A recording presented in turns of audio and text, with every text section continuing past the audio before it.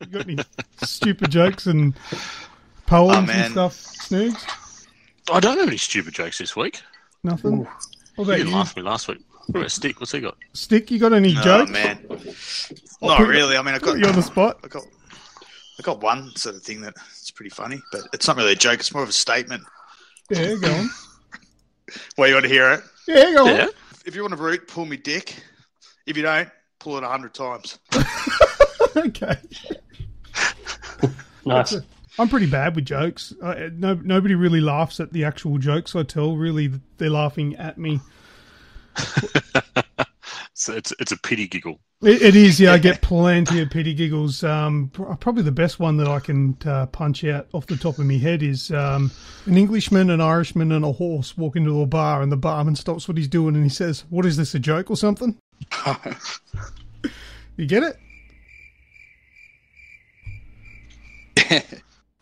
No?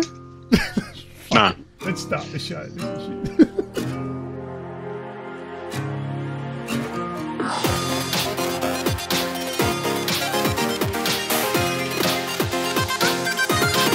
Press start.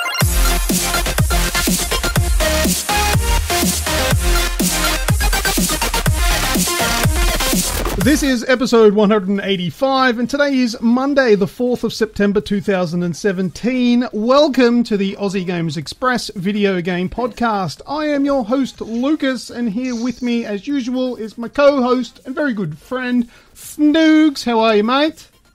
I'm playing Pirate this evening. Well, have you copied a bunch of shit? No, I'm just drinking rum. Oh, of course, that makes sense. So anyway, also with us this week is a very special guest from Down Under Gaming, and it's Stinkfinga. What's Hi, up, man. fellas? Hey, welcome to the show. Yeah, pretty Welcome, privileged. Yeah, Feeling pretty privileged to be here as the first guest, so Yeah, thanks, well, fellas. very, very special. You were the first person in mind when we decided. We had a few people saying, "Oh, get some guests on the show." It must be the trend these days to do the whole guest thing. I thought, you know what? Who better to start off with than Stickfiga from Down Under Go. Fuck, whatever your name is, not important, is it? Yeah. And I'm the one drinking rum. Yeah. Just don't call me Stinkfinger. Stinkfinger. Well, now everyone's going to call me that, so... Yep. Yeah, well, that's Done now. Heard it here first. I think we That's just found a title for the show. Lovely. But also with us, sneaking in there under the radar, is Grejio. How are you, mate? Good, man. I'm also pirating tonight, so Arr. drinking the rum. Me Andy first made a scurvy cur. Righto. Before we start, here is this week's show in preview. First up, we will do video game discussion, and then we'll do video game news. And in this week's news, we've got Shadow of War dev immortalised in-game, Sniper Ghost Warrior mobile, and Destiny 2 releases incomplete. Then we'll do user-created content, then What's That Sound, and last words. We've got a lot to pack into this week's show with our super special guest from Down Under Gaming, Stinkfinga. So with video game discussion, I'm going to throw it over to you. Me? Sucked in. Over to the super special guest. Hey, I'll run with it. Yeah, It's super duper. yeah, Stick, what have you been playing this week, man? Anything interesting and noteworthy, or just anything, really? Well, I downloaded that COD beta, so yeah, played that for like one night. This last night I tried to play it and it wouldn't work, much to my horror. But yeah, I sort of played that a little bit. Yeah, I had that issue too. Thanks to you hooking me up with Andrew Hine via Twitter. I managed to get a code for the World War II. Heinze, what is it? What? I don't know. Heinze, the Heinster, Heinmeister. Yeah, so that guy on Twitter fixed me up. So thank you very much to him, Andrew Hine, legend. Yeah. And also you for connecting me to this Andrew guy, which was really cool. But I had issues as well. This is on the PlayStation 4. Okay. The first night that I downloaded it, I played for about 5 minutes before it cut off, and then I couldn't get on again. Yeah. But, Were you trying to stream at all with Twitch or? Nah. No, okay. No, Did it really cut off, or did you just finish the campaign? Yeah. Yeah, short campaigns in these COD games. But no, look, I got about 5 minutes into the multiplayer. No streaming, nothing like that. Just playing it, and but It's COD. I've since had a decent go at it. But it does. It is really just Call of Duty, isn't it? Yeah, I know a lot of people disappointed with it. I see in social media, it's like, well, what do you expect? It's COD. They make one every year. They've taken out the jumping, and put a World War II skin on it. It's pretty much what they've done. Look, it's. Did people not jump in World War One? Like World War Two? Well, no, you can jump. There's no jetpacks. Right. Okay. Yeah, jumping over walls. Sure. But yeah, so I mean, what did you think of it? A lot of people are bagging it. What do you reckon? I mean, it looks good. The jumping over the walls thing's what put me off COD, because it just opens the map up to a ridiculous sort of thing where you sort of got an idea where people are. But then if people can just jump over walls, then they're constantly shooting you in the back of the head and from above. And I just went right off COD for those reasons. So it's good to have the map design, I suppose, play a more important role. So you sort of can keep people in front of you, check your corners, you come around, you know where you got to look, 3 or 4 places to look. So the gameplay is a lot better for me. I like COD for that sort of just getting on, having a quick sort of shootout, holding down an area with your friends. So do you like the World War sort of setting? The sound is really good in that game. The sound of the weapons, so that always gets you more immersed into the action, and just when the artillery shells are hitting the ground, and the sounds of the weapons, and so I like the World War II setting for those, the scenery and the sounds, just that look that World War II has. I do like World War II settings, or World War. So, but it doesn't look as good as like Battlefield and all that stuff, though, does it? Well, I mean, you got those 3rd or 4th year into a generation games like those, where the devs are really starting to use the power of the consoles. And it feels like, I know it's a beta, so it's 17 gig download, so maybe the final game's going to look a bit more polished, but it definitely doesn't, it doesn't look like those games like you just mentioned. So yeah, I reckon it's probably safe to say it's going to look fairly similar to the final thing. Yeah.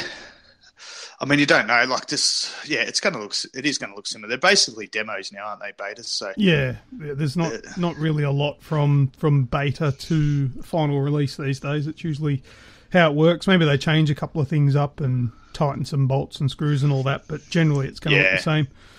Snoogs, you didn't get your hands on it, did you? No, I missed out. Oh, well. So they tell me. Yeah, you're not missing out. Yeah. I wasn't able to get it. I doubt I'm going to get it when it's released anyway, so I'm not too stressed. Nah, fair enough. Greg, you haven't played it? Yeah, you know? No, I missed it as well. And I'm in the same boat. I don't think I'll cry if I don't get to play it. No. But look, I'll probably get the final release myself, but I'm not sort of hanging out for it. Not yet anyway. We've got bigger things on the horizon. Stick, anything else you've been playing, man? Not really. A bit of Forza. The kids have been sick all week, so it's been a bit hard to do anything other than clean up vomit. But so a bit of Forza Horizon 6 and 3 with our challenge that you've mentioned a couple of times on the show. So yeah, how's that going for you?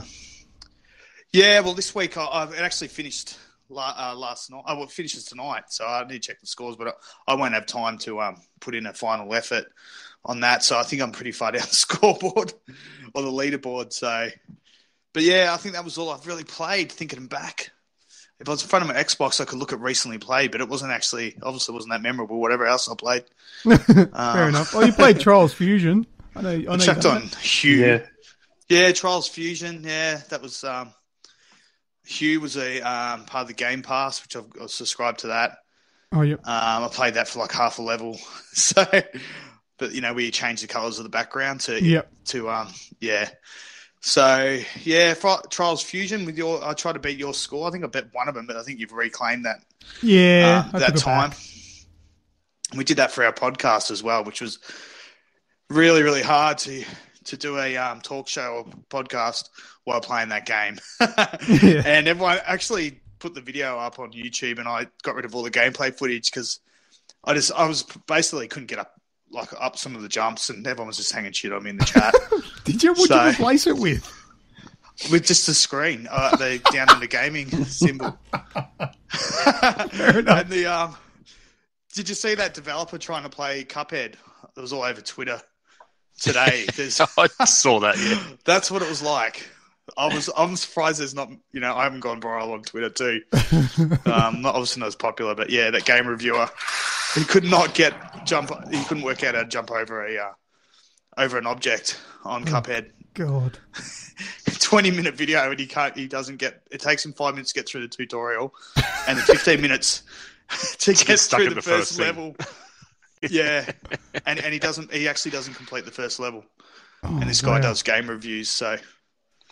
I see. Yeah, not competent. That gives Can't me be a good bit. at everything. Well, that gives me a bit of context for the tweets that I saw. I must have seen tweets about that. I remember seeing something about you review games and you can't even finish the first level, blah, blah, blah. It must have been about that bloke. Yeah, that would have been him. God, Twitter, it's a lovely place to be.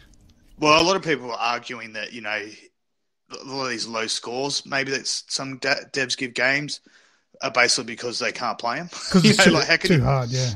Too hard, so they get frustrated, and it's like not user-friendly, 3 out of 10. So, I don't know, but yeah, that was what a lot of people sort of saying.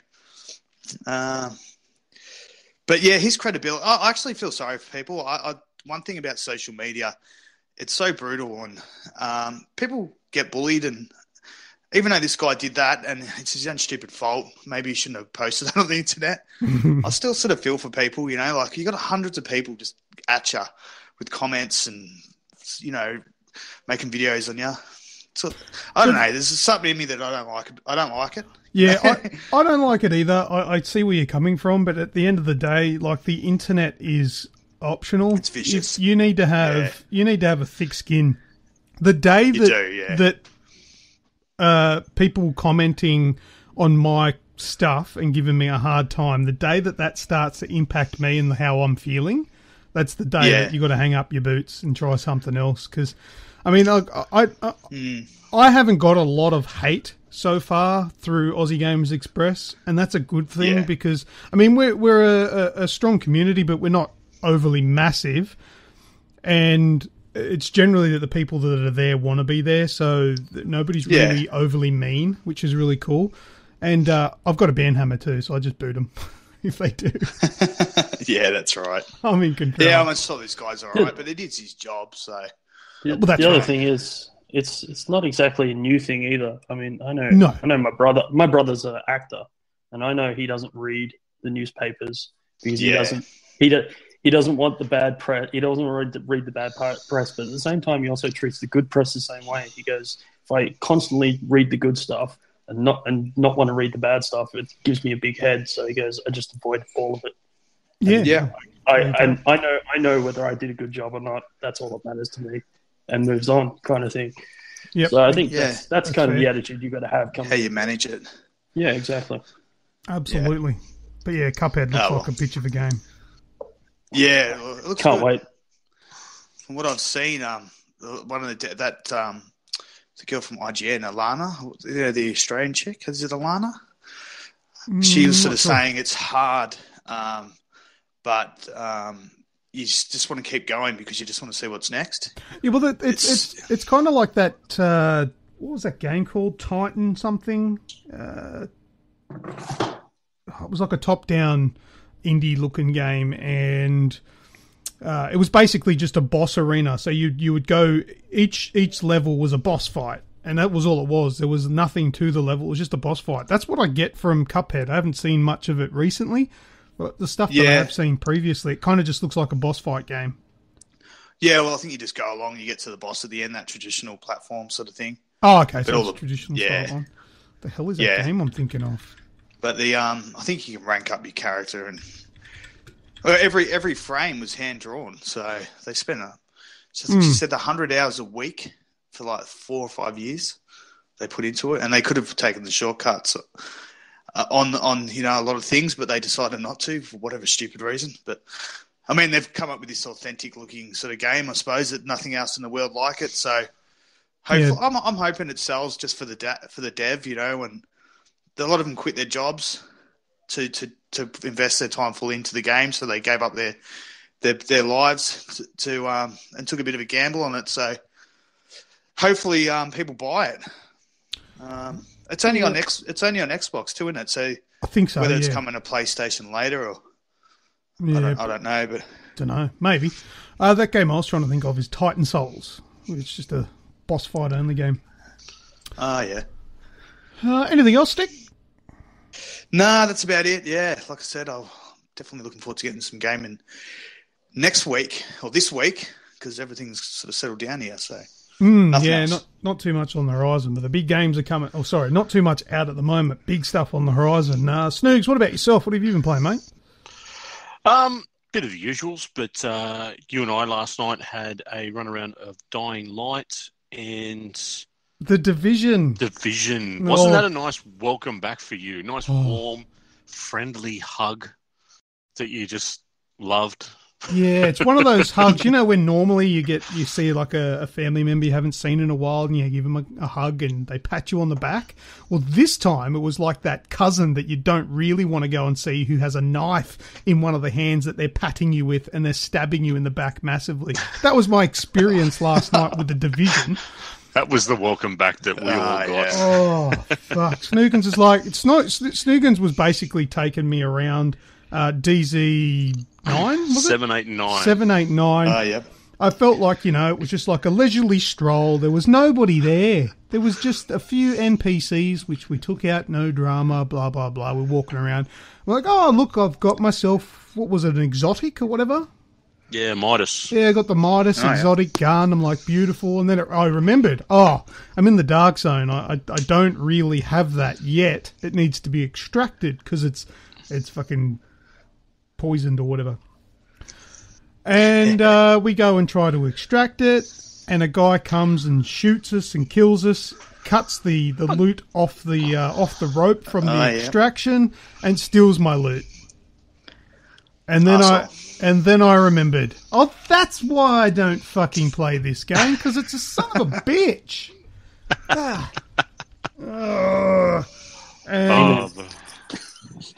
was a bit of fun. That was my That's all right. You enjoyed it, did you? So where was Snoogs during all this? Was he... I was sitting back eating popcorn. Snoogs was cracking out 40 winks on the ground. He was down too. We both got an eye. Okay. Yeah, the guy dropped both of us pretty quick. The first time he come in, because we already had our stuff on the rope ready to go, I did the nice thing. It's like, oh, hey, someone else is here. Give him a salute, the go ahead. And halfway through the salute, he starts lacing into me. And I'm like, okay, well, I'm down. Wow. And then nearly dropped him a couple of times, but he had his super still, and I didn't have mine. So his super went off. I nearly got him down again, and then dropped, unfortunately. But it's part of the game. Sometimes you get it, sometimes you don't. Yeah. Mind you, that's the first time in a long time we've ever had that I've had anyone really be around that end of the dark zone. So. Only he just appeared out of nowhere when we tried to extract. There was nobody there for ages. Yeah. That should have been the telltale. Yeah, son of a bitch. But I did enjoy it. Was redeemed with Dying Light. I love that game. Yeah, that was a lot of fun. Some more running around, a few more story missions out of the way, which was really good. And I'm starting to see more and more what you say about the story. It's actually quite gut wrenching in parts. Yeah. And even though we were taking the piss out of it, but it was a pretty heartfelt thing. Yeah, with what's his name? The young kid. Oh. Yeah. We get zombified. Horrendous or whatever his name is. I don't know. You've never played it, have you? Yeah, I played it. I got up to that part you guys are up to. I was watching it a bit last night. Oh, Raheem. That's it. Raheem got reamed. He got reamed well and true. Yeah. And then we're like, oh, because that's his sister, isn't it, that we had to report back to? Yeah, something like that. And we're like, shit. Yeah, what are we going to tell her? That, he was in the building. Congratulations, Raheem, you brought the building down. Did you find him? No, he must have been still inside. Not that, hey, I just broke his neck in 27 places. Broke it to it gently. It's old enough now. Yeah, the game's been out a few years. If you haven't played it yet, it's your own fault. It's a fantastic game, though.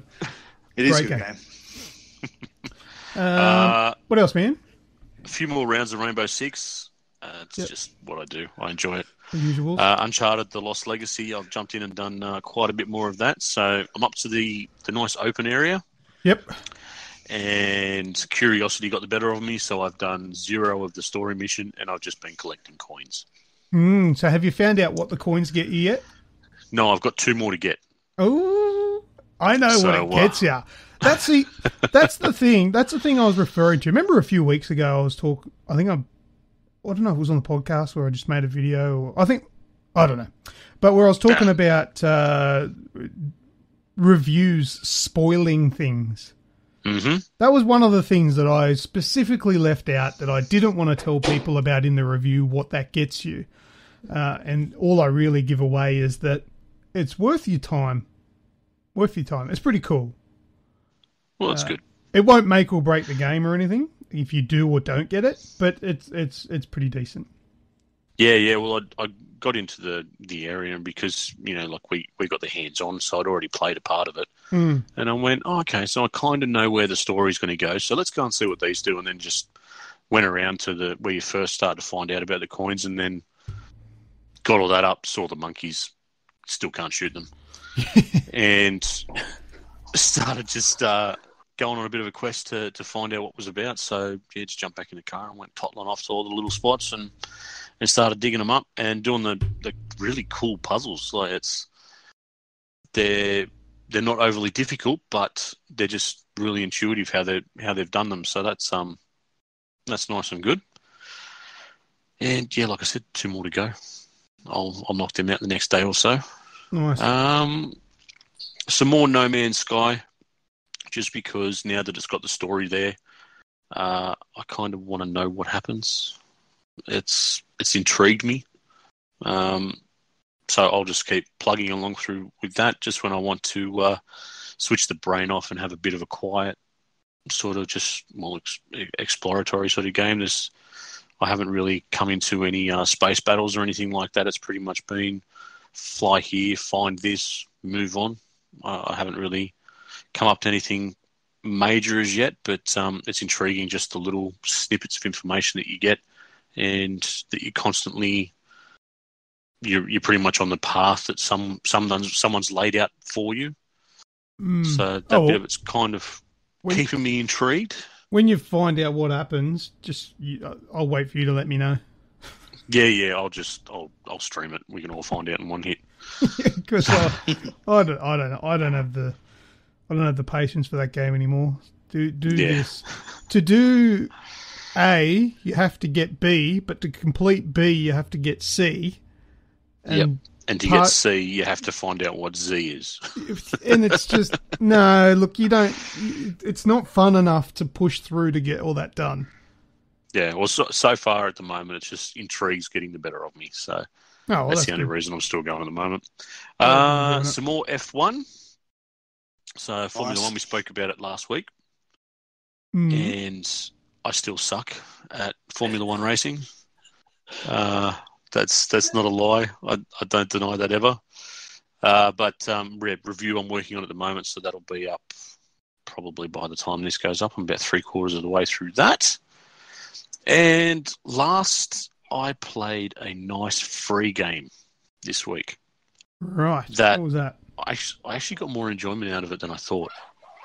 I was very surprised at finding myself a fully grown man laughing at a digital version of myself and what it was doing. Fishing Planet. Oh, yeah, I played that too. Yeah, so Fishing Planet is available now on the PS4. I don't know if it's on Xbox. I haven't had a look yet. I don't think so. But yeah, I don't think so.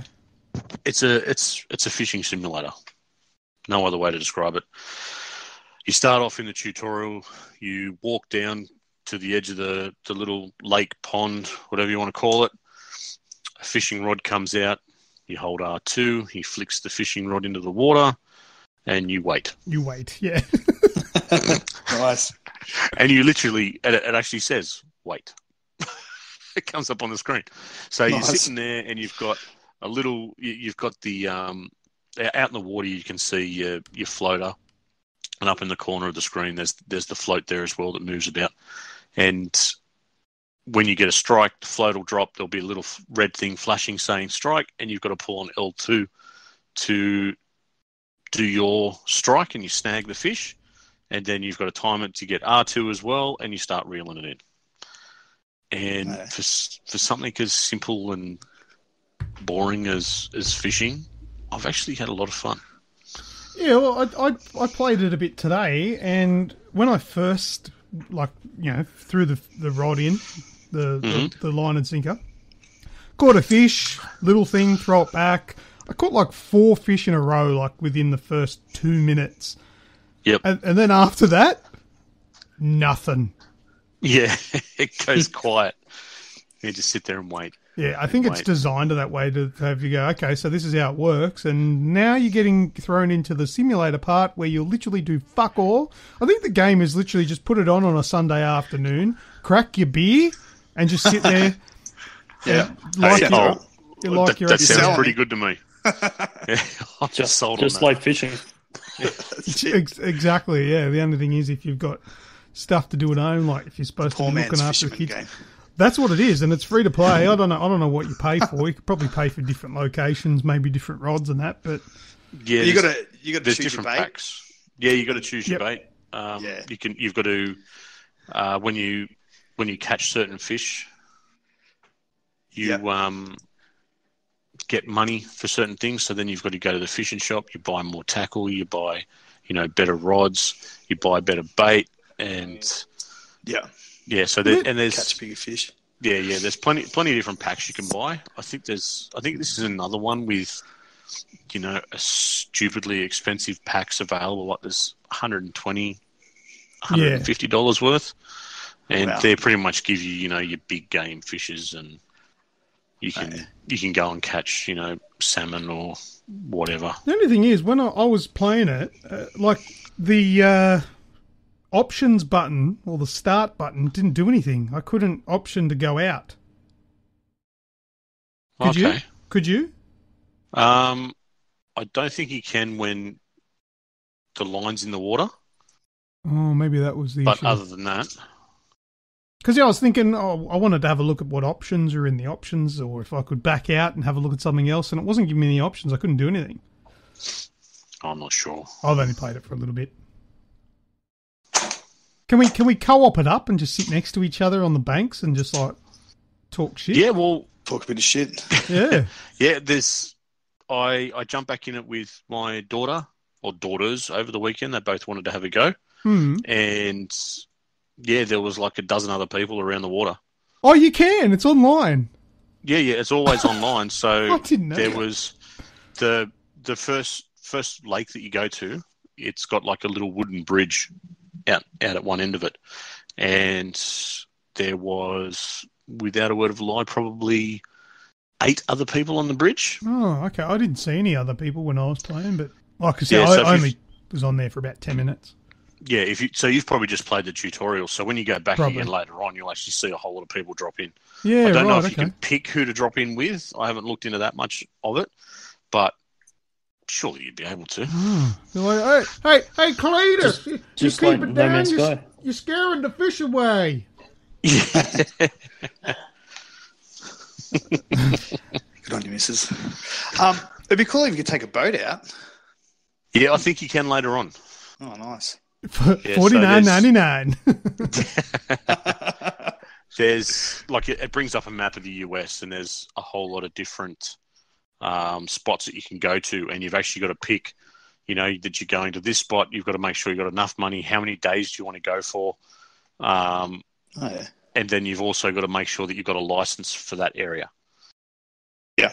So that you can go fishing in that spot. And then, so I've unlocked none of them, but I've only got the first one still. But, it looks, you know, it's stupid fun. And the fact that I've got a 5 and a 3-year-old, and they can both sit here and fish and catch fish, and they thought it was hysterical. So yeah, that's a pretty good thing. Because you've got that bass, is it bass fishing or whatever on the Xbox, or it's probably on PlayStation as well. But Xbox has got Euro fishing. Euro fishing, that's it, yeah. I was going to chuck my son on it the other day to see if he liked it. But yeah, we didn't. But yeah, I might chuck him on. Just see if he can catch a fish. Yeah, I don't mind fishing games. They can be a bit relaxing. Yeah, well, this was... I actually found when I started getting bigger fish, I think I caught a catfish at one stage. There was a bit of a fight to get up. I actually found myself sitting here, like, pulling on the controller like it was a rod. You don't need to, but I was. So, yeah, it's kind of like I caught myself a couple of times pulling back on it and like, oh, you're an idiot. And let's go back into it. But well, what else, man? That's all from me, mate. It's kind of feels like a short week, but like a short turnaround, but it hasn't been. But yeah, that's it for me. No worries. Greg, you got anything interesting you've been playing? Well, I played Trials Fusion. That was fun. Yeah. I played with my 3-year-old, raced my 3-year-old. He is surprisingly apt at it, which goes to show that you really don't think about it. You just pull your trigger and you go. He seems to be the best tactic around. Other than that, Forza Horizon 3 had new DLC, the Hoonigan Pack, so I had to give that a thrash. That was fun. Other than that, working on my Tier 1 in Wildlands. Oh, yeah. That's getting harder. I've not gone back to that. I haven't checked that out. Can't pop my head out without losing it at the moment, so good fun. Nice, all right. I'm in a holding pattern until D2. Destiny 2, that's it. Yeah, fair enough for holding off for that one. I don't blame you. I'm looking forward to it too. What about you, mate? What do you got? Anything else, or that's it? That's it. No, that's it. All right, I'll go through my list here. Now, I was playing Gears of War 4 Horde mode with me brother Steve. That, did we played something else too? Oh, yeah, that was after it. Horde mode was good. I had a real good sense of, geez, I love this game when I went back to that Horde mode. I really should play that a lot more. But bloody hell, it's hard. We were playing it on the easiest setting, and we were struggling at wave 10. I think that's when the first boss comes out. Just the two of us. Yeah, damn, that's hard. So I reckon we got to get like a team. I think, is it 4 or 5 people team? I think it's 5, isn't it? I think 5. I think it's 5. Yeah, I'll play with this. Yeah, we got to get a team together and all run through that and just smash it. With 5 of us, there should be a lot more chance as well because there's more people to revive the others. It's not always relying on one other person. It gets fucking hard. We got to, when I think we played it a couple of times early on, all of us. Yeah, what did we get to? And, we got 40 odd, I think. Oh, did we? Because isn't it 50? There's 50 waves. Yeah. Yeah. And I think we got to 46. Yeah, no. We did. Yes. We didn't do that We sat there for a night. Yeah, we did. No way we went that well. Because we dropped in the 20s the first time, and then we got to restart again, and we're still in the 20s. And we went on. Oh, I don't know. We'll ask Rep Premier. He should know. He's the brain bot there with the games and stuff. He'll remember. But He'll remember it. I don't remember going that high, unless it was a night I wasn't on and you guys prevailed without me because I suck. No, you were there. But no, because when it started off, there was that. There was one bloke that was with us that kept. Was that night? He just kept buying a gun, using up all the money. Went like in the very early stages. He'd just buy a gun and go and sit in one corner by himself, and then get dropped and start yelling over chat. You needed help. I don't know if that was me. That doesn't sound familiar. But anyway, it was good. It was. I had the early evening with my brother. It was really cool. I don't get to play too many games with him because he's a busy man and he lives about 5.5 hours away. So it was real good to play that with him. But we gave up on that after a while and we played Titanfall 2 multiplayer. Oh, damn! That game is a massive punish. I got destroyed. Yeah. Any of you guys played that much? In multiplayer? Yeah. I played a little bit. I just got it with the went to EA Access for free. Yeah. I played a little bit. Yeah, like it's it's pretty brutal. But I like that game. The wall running on that I actually like. Unlike COD, I actually like it on Titanfall, and I liked it on Titanfall 1. It's just they sort of done a really good job with that. So, but yeah, it's brutal. Yeah, because some really good players on there. It's all well and good. You can shoot the specters and the AI, like the AI characters in there, which is really cool. But you know it when you run into a pilot, like an actual other player, because get hammered. Yeah, they're ranked up too. Their guns are ranked up, and so like I had Titanfall since it was released, but I only played it for the campaign. I never touched the multiplayer. But we gave the multiplayer last night ago. But there's like a wave horde mode kind of thing in there as well, isn't it? You know? Yeah, I haven't played that, but yeah. I couldn't get it to connect, so I had to do multiplayer, which just put me into attrition every time anyway. Like it was supposed to be a mixed playlist, but we just played the TDM every time. Yeah, okay. And it's lovely when, it's like your Titan is ready. Bring the Titan down and about 8 seconds later, fuck, it's dead. It's gone. No good. Oh, such a struggle. Struggle of a shitty jack of all trades, master of none, like we'll say before, Stick. That's it. It's definitely one of those games you got to upgrade your Titan and all that sort of stuff. Yeah, and I didn't know what I was doing. Got to grind a little bit at the start. Yeah. So it's not a noob's paradise, that's for sure. Pretty hard game to get a handle of. Trials Fusion, played that a little bit more as well. As we said before, Stick, you did beat one of my times, and that was a hold my beer moment. Righto. I'll sort this out and go and fix that straight away. But, took you about 5 minutes. You doing that too. What was that, Snooze? I can just imagine you doing that too. Putting the coffee down, hitching the pants up, sitting down on the edge of the chair. Yep. All right. I'm I think get this one. I think the tweet was "Hold my beer." Yeah. I've witnessed Luke 1 in full mode, just going after everyone on that. Yeah, and, I get right into it. It's definitely a sight to see. What bike have you got going on that one? I put a helmet on as well. What bike did I use? I think I had the Roach on that one. Oh, Jesus. I can't catch you. You take off at the start and you're gone. What bike did you use? I was using the Roach too. Yeah. Watch the replay. You might have a different bike. Can you watch the replay? Okay. I didn't know you could do that, so that's cool. Yeah, what you do is you go into like the track, and then I think you press Y on the Xbox, and it'll take like you... Forza. It'll take you across to your friend list. Yep, and then the leaderboard, you can switch it just like Forza, switch it to global or friends or whatever, and then you can press a button and it'll say like watch replay, and it'll load the game like you're about to play it, but it's full like a real-time replay. And you can control the camera and sort of stuff too. I think so. A little bit. I think I think it'll even show you what controller input they're using. Yeah. How much accelerator, how much brake, and all that sort of stuff. So that's how I taught myself, by watching the best in the world. Kind of like I did on Forza. Exactly with Forza, exactly the same thing. But I do it with Trials.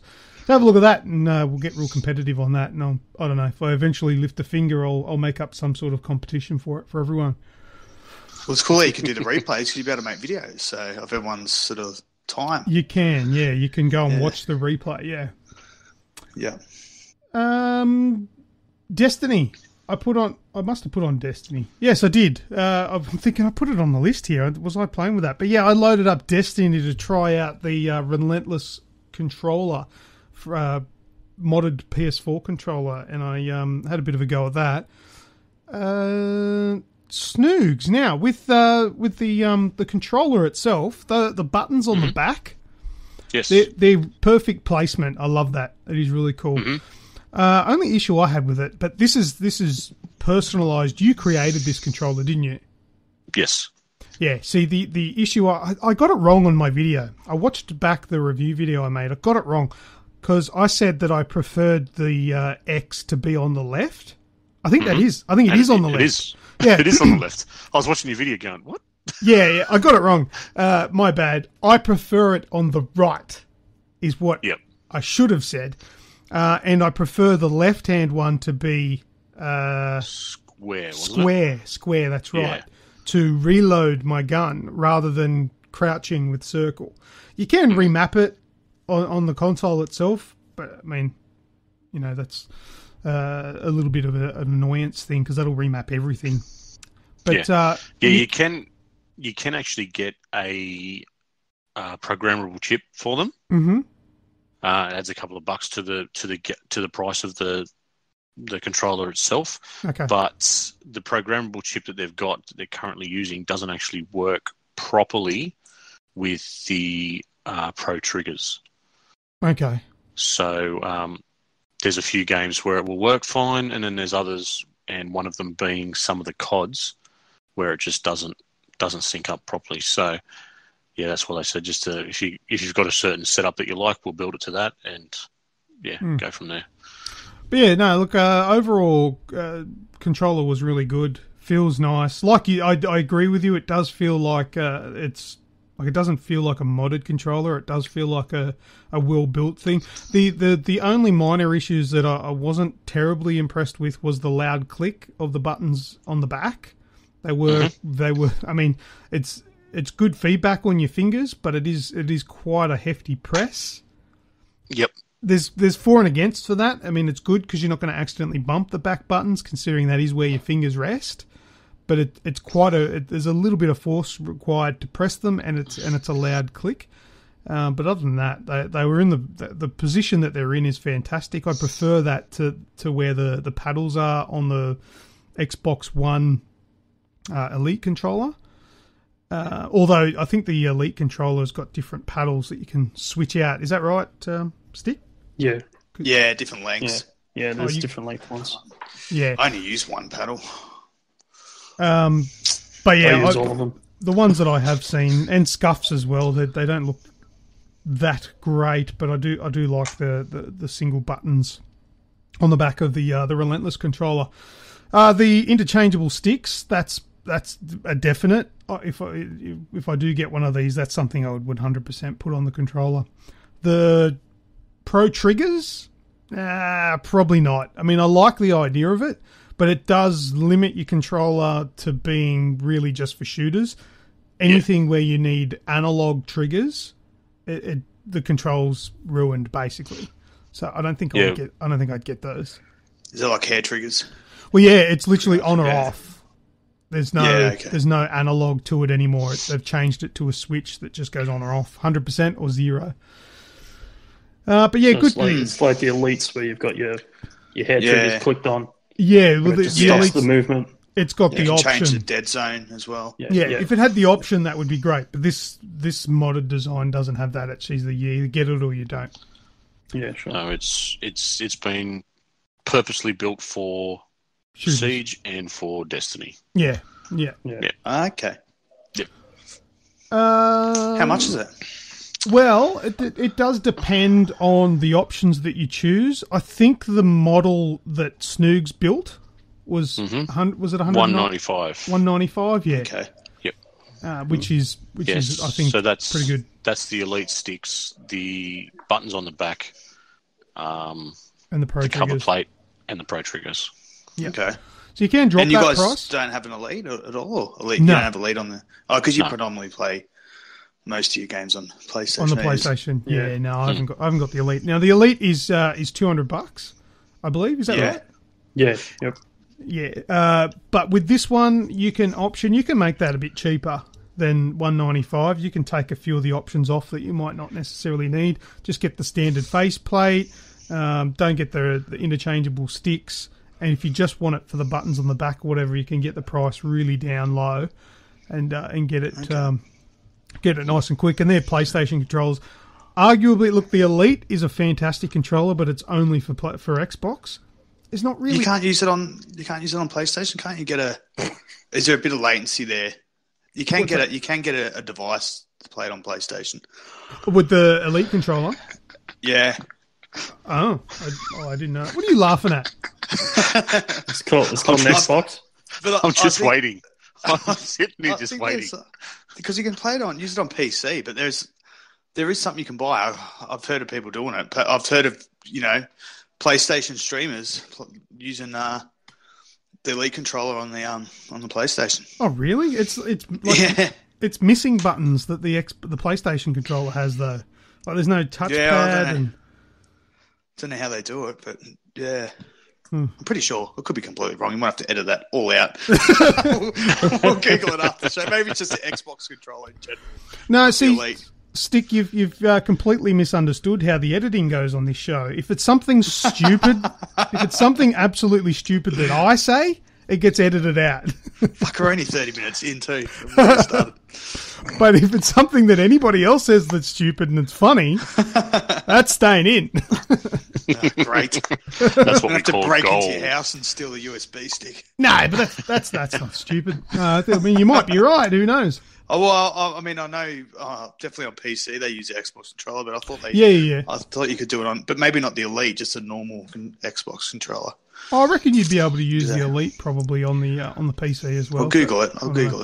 Yeah, you can. You can use the Elite on the PC, but I don't know about PlayStation. Yeah, okay. I don't know. But anyway, if anyone's interested in checking out Relentless controllers, these modded controllers, there's a builder on their website, www.relentlesscontrollers.com.au. Go and check it out. There's some really cool PlayStation controllers on there. Considering the PlayStation controllers that are modded, that are officially licensed, I reckon they're that great, being wired and all that. Yeah. All right, move on. Call of Duty, I've talked about that. Played the beta. That was really cool. Thanks again to Andrew Hine, the Heinster, via Twitter. Heine, the Heineken. And you too, Stick, for hooking us up. Now, I made a video this week on the rise of the Tomb Raider and the Xbox One video thing that I put up on YouTube and Quantum Break. And I think there was... I don't know with whether there was a little bit of confusion there or just I was sounding like a dickhead. But Stick, you had a few things to say about that. Did you have any questions to ask me about that to clarify? No, I think we sorted it out, didn't we? I think so. No, not really. There was the mate.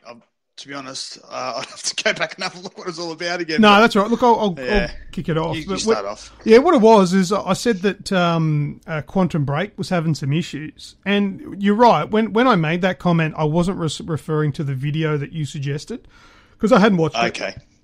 I was just making the comment that Quantum Break did run like shit at 720p upscaled to 1080 on the Xbox. Well, it was using the checkerboard rendering that the Pro is pretty much using. So even though it was rendering it was at 720, it was like they were achieving higher resolution through the checkerboarding. Yeah, but it was but it ran. There was a bit of screen tearing. Oh, not really. Like if you watch that Digital Foundry video, there was a couple of moments there in high demanding scenes they had a bit of screen tearing but they had that whole cinematic, as they call it, feel to it, which they can use to disguise, certain things. And I played the game, and to me, like, if you look at that Digital Foundry video and actually play the game, it actually looks really, really good. There's so much shit going on your screen. When I say that it ran like shit, I'm talking about day one. I'm not talking about the video. I'm talking about when I played it day one. It was balls. On the PC or no, on Xbox One. On the PC, it was running like shit. Yeah. Okay. But it was also riddled. Much day one. It was riddled with bugs as well. Like I had the light flares. Did you have that? The strobe issue. There was shadows. Like if you look at that video, they slow it down. they show you where shadows sort of appear and disappear. Lights, strobes and lights and stuff. But again, there's that much going on in that game in some of those moments. And with the way they sort of blur everything to hide things, you sort of don't notice it. I mean, I just didn't notice it. I wasn't looking for it. So I didn't see it as something that oh man, that was really performing really badly. I was just sort of really intrigued into the whole game and what they were trying to do with it, trying to master the controls. I think the major issue that I had with that game is I think it was a development nightmare. I think that they had a lot on their plate, and I don't think they managed to optimize it as well as they should have. But you look at some of the games on the Xbox One, and they look brilliant, they play brilliant, and you wonder why you go back to some of these games and why they don't run that well. I don't know.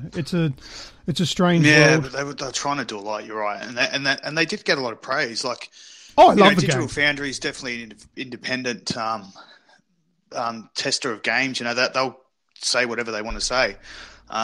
People say they're paid off and shit, but I don't know about that. I've always found Digital Foundry, to call a spade, really. And they were talking about how demanding that game was, and that they were trying to do a lot with the slowdown and the speed up of time, and it was highly demanding. Just like what they said, it just eats up GPU. So they got a lot of praise for that game at the same time because they were pushing the envelope on a weaker console. So yeah, I thought it was fantastic. I loved the game itself. Yeah, the gameplay was a bit boring. I didn't mind it. I liked all those abilities that came up, sort of mix things up a bit, but teach their own. Yeah. But that's all. Yeah, I put up a bit of a rant video about the Rise of the Tomb Raider thing and how everybody's focusing on the upgraded textures and how fantastic it is looking now because Lara Croft has now got a bit more dirt on her face than before. Fuck. That was a load of shit, that whole thing. Because why are we focusing on that? Yeah, see, that's the thing. It's dynamic, isn't it? We all like dirty girls. Yeah. But that whole thing, that was Digital Foundry, and I actually believe that they were sort of trying to stir up a bit of trouble there, a bit of publicity. And the worst thing about that is that Mike Ybarra retweeted that whole thing, and he got a bit of egg on his face. The vice president of Xbox. And he retweeted that, and he copped a fair bit of criticism because it was actually not right. So, well, yeah, because I saw a little bit about it. Am I right in saying that the scene that they were showing with the dirt on her face wasn't an extra texture? It was just she was injured. She was injured previous to that cutscene. Yeah, that's where either Digital Foundry just stuffed up, or they did that. They just sort of taken the piss. Yeah, because the piss out everyone, the fanboys and all that. So, yeah, and the whole thing's fucking crazy. Having one screenshot of a game and the whole thing's stupid. It's massively out of control. This whole thing, and they're focusing on Tomb Raider for whatever reason. But the thing that does my head in is that there's so many fanboys around on Twitter and all that sort of stuff going on and on about how the 4K textures are really going to bring this game to life. No, the game already looked fantastic. And it will look a little bit better, but it's a fucking action game. How many times are you going to stop and go, I can see the textures on that brick wall that's in the foreground there? That's amazing. Yeah, I mean, it's just a bonus, I suppose. It's a bonus, absolutely. Yeah. But it's nothing. It's nothing to write home about. No. That was the point of the video that I was trying to make. But there's more to it than what I was sort of saying was more to it than just 4K textures with that with the upgrades. There's absolutely it's going to run better. The frames, anti-aliasing and all that sort of stuff slightly improved. With the jaggers and all that sort of stuff. When everyone's sorry, go man. Oh, no, I was just going to say, when everyone's talking about these 4K textures and all that sort of stuff and playing in native 4K, that's more what I'm interested in. Is there screen tearing? Is there good anti-aliasing? Is there a strong constant frame rate? That's what I'm interested in. Well, I mean, there is. If you go to that Gamescom Digital Foundry video, they were saying that, the games are holding their frame rate.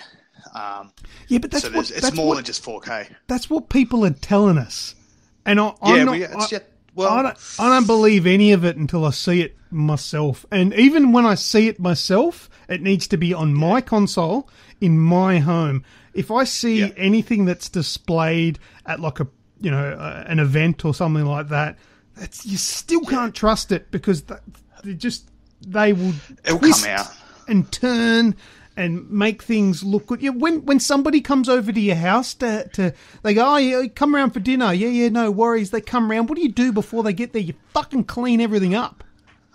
But Digital Foundry are independent. Like, so yeah. They're independent. They haven't got their hands in the game yet. Yes. So they were looking at it. In that Gamescom video, they were purely looking at the screen. They were taking photos and videos and stuff like that, close-ups of the screen. How ridiculous is it?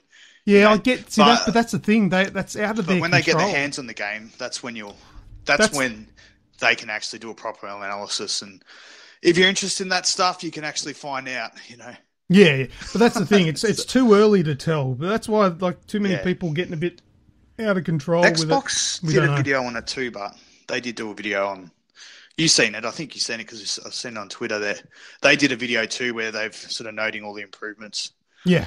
It was almost a promotional video. The best thing Xbox can do really is just leave it to people like Digital Foundry and independent analysis people and let them do it, because if anything they write, people will just probably going to say, well, they're just marketing their system. Exactly. So, yeah, exactly. You know. But anyway, that's enough of that rant. Time will tell. Yeah, well, that's exactly right. At the end of the day, it is just a mid-gen refresh, so people need to sort of calm down a little bit. I mean, it's a mid-gen refresh. It's a console that they should have done. Both PlayStation and Xbox really brought out below par consoles at the start of the generation. Like, from where they were, they didn't really upgrade them much. There wasn't a massive jump. They didn't hit 1080, 60 in most of the games, and you know, it's sort of like a reboot, especially for Xbox being the weaker console. Yeah, the PlayStation 4 Pro and the Xbox One X is a postcard to its fans saying, sorry, we fucked up. How about this one? Yeah, let's start again. Because we're going to have those consoles for another 3 years. I mean, if you look at the console, the life cycles. Yeah. I mean, I'm sort of glad they're doing it. They're not doing it. Do you know what I mean? And I'm glad that the devs are supporting the consoles and actually patching their games when they don't really have to. They've already got their money in the bank, you know, so. Yeah, it'd be nice if Sony wanted to support their own fucking peripheral. PlayStation VR, anyone? Yeah. If they let the games away for free now, aren't they? PlayStation VR games. Well, they are, yeah. Not that I want to go down this track because it's another dirty, dark tunnel, but Sony let the Vita die. If they let the PlayStation VR die as well, I'll never buy another fucking piece of their equipment again. Yeah, it could become the Power Glove. Oh, fuck. Anyway, all right, let's move on from that before I have a fucking coronary talking about that shit. All right, before we move on out of video game discussion, this week on last thing on my list here, Stick, I listen to your podcast. I listen to it every chance that I can. Well, now on iTunes, so we've done that especially for you, mate. I know. $7 a week. I did keep bugging you about that. Put it on iTunes, dude, because I like if I'm listening on YouTube on my phone, I can't lock my phone, I can't change apps, otherwise it stops. But now it's on iTunes. Search it up. What do you look for? Is it Xbox and Chill? Xbox and Chill. Go on there, subscribe to it, and leave a 5-star, no less review for these guys because it's good content. Stick's a good bloke as well. But I was listening to your most recent podcast on Father's Day yesterday. Happy Father's Day to all the fathers out there. I think that's all of us. Yeah, it is. Yeah, we're all dads. Awesome. And there was a specific part in the most recent Xbox and Chill episode that I took. This is not on the list. It's no, I deleted that off the list so you didn't know about it. There was a specific part on there that I took exception to, and I thought, you know what? You got to be careful. You got to be careful with what you ask for because sometimes you'll get it. Now, shit, what did I say? Okay. Well, it wasn't you. It wasn't you. It was Mega. I think it was Mega. The fanboy Mega. Yes, it was mega. So I've prepared a bit of an audio file that we're going to all listen to right now. Oh my god! You're kidding me. So this is cut specifically from the latest episode. What is it? Episode 34? 4, yeah. Yeah, 34 of the Xbox and Chill podcast that came out yesterday, 3rd of September. Shit. All right, have a listen. Okay.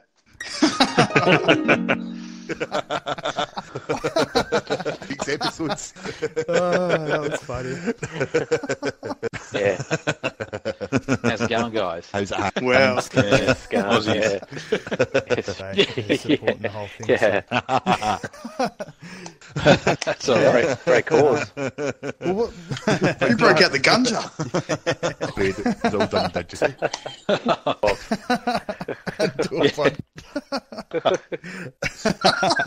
laughs are really hard to edit out too, aren't they? They're not easy because you got to. So I was going to say you should edit our show just put all our laughs in like a 1 minute show and just see what it would sound like when we all laugh. Yeah. Bad idea, Mega. Oh, man. That is so funny. I was going to do the whole show. That was from the first 15 minutes. That was yeah. I'm like, nah, I'm not doing the whole worst thing show. is that the guest there, Ross Miller, actually trolled us a bit. He said, "Well, if you're going to do that, you got to get the host, you got to get the guests to laugh." Yeah. As if to say we weren't funny. So, yeah. But Well, anyway, I think it thanks was for that. That's right. I think that was mostly him laughing anyway. Yeah. Yeah. There you That's worn me out. I've been mic muted. I was laughing my ass off. Yeah, so I heard that and I thought, you know what, let's make that happen. I was going to do it myself, actually. There's Well, a there you shit go. stir right at the end. A bit of a Easter egg at the end. There you go. Job's done for you. done I'll for send you me. the file. Thanks, mate. All right, no worries. Let's go into video game news.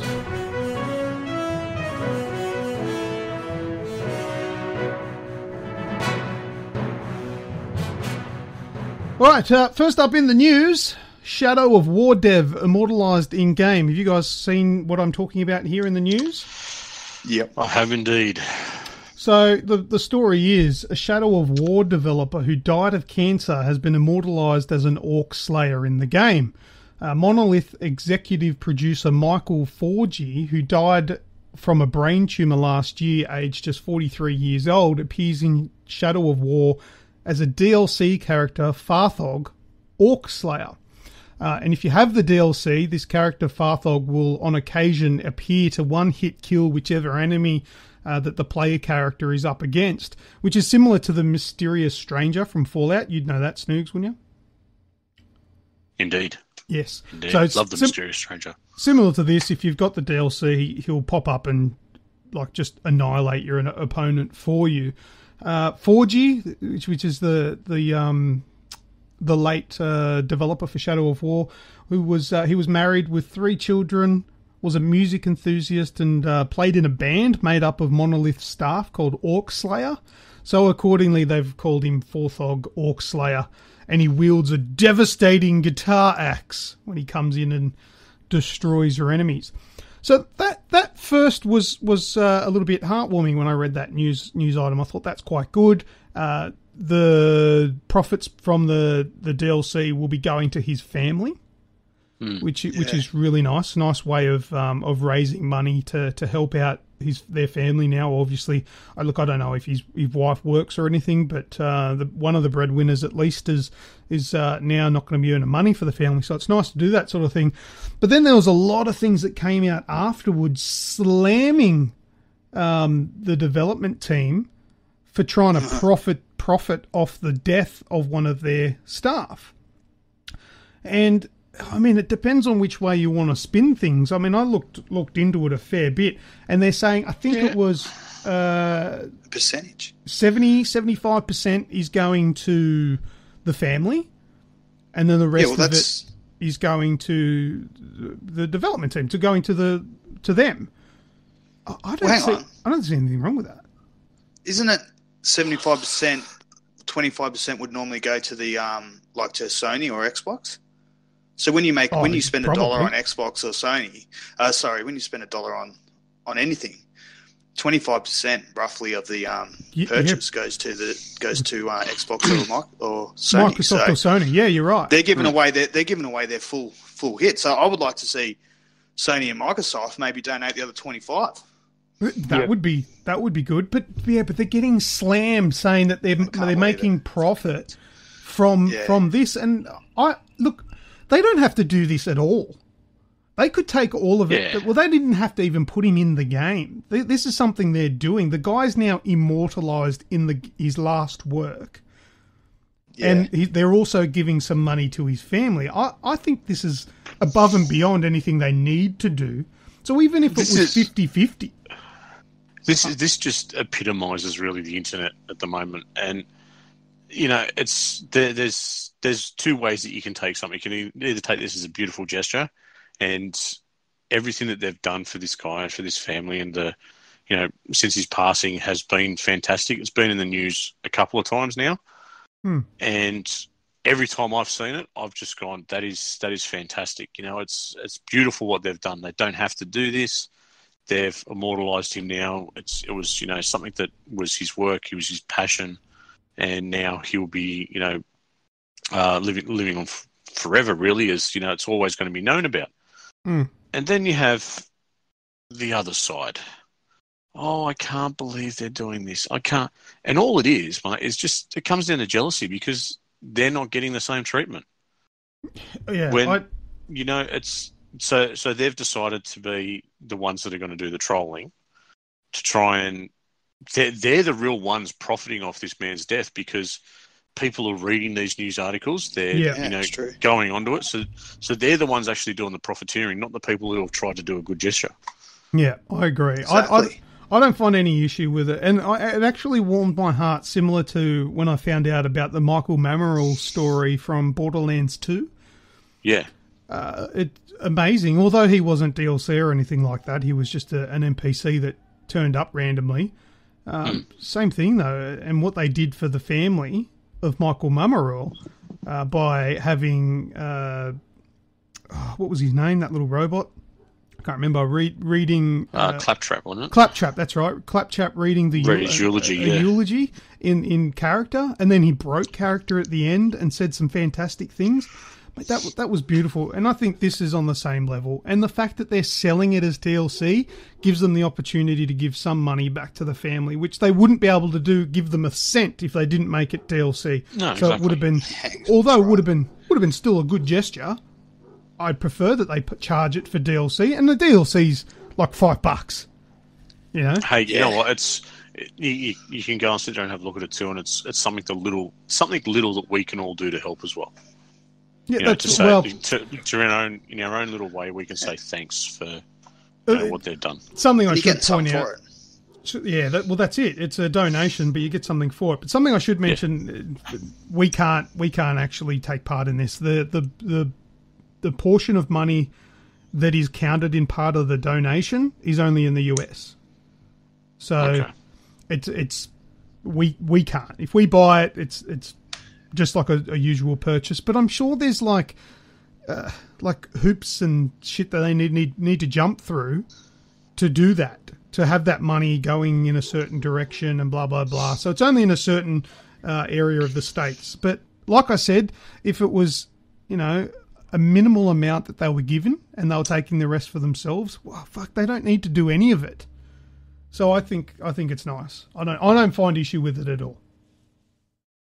No, congratulations. Nope, me either. Well done. Awesome. Any other comments on that one before we go to the next one? No. Nope.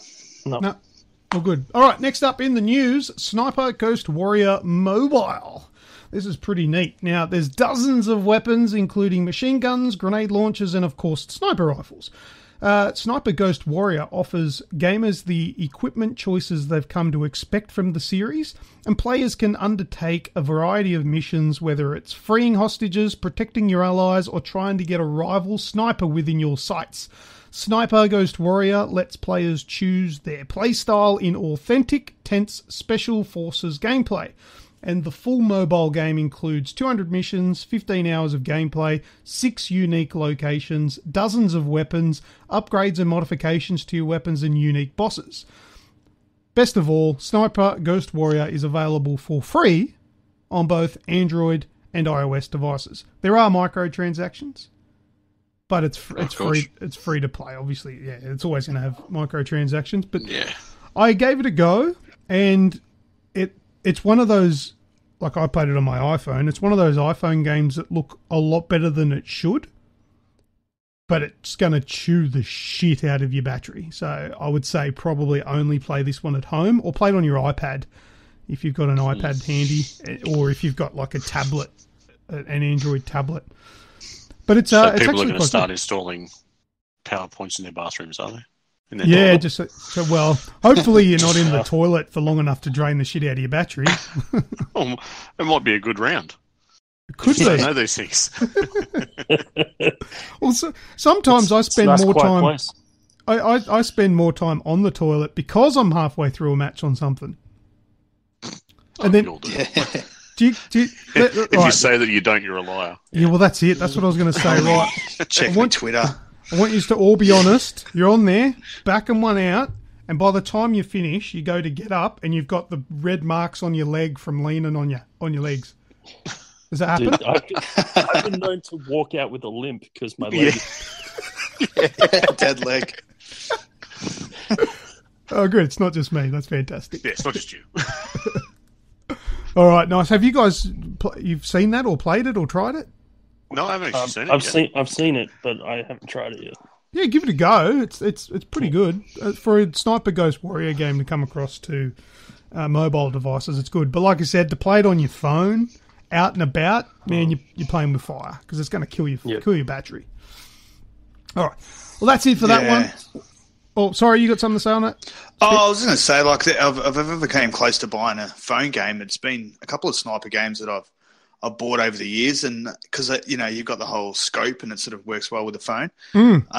But yeah, from what I was reading the article, they were sort of saying this one's a bit of a breath of fresh air to the Sniper genre on phones. It's actually pretty good, so yeah, I might check it out. It's not going to cost you anything, so yeah, absolutely give it a crack. All right, next up, last bit of the news here. Destiny 2 releases incomplete. Now, there's for and against for this, but let me get through this first. Destiny 2's game director Luke Smith has revealed via Twitter that the first raid will go live Wednesday, September 13th at 10 a.m. Pacific time. Trials of 9, the hyper-competitive multiplayer mode, will go live at the same time but 2 days later.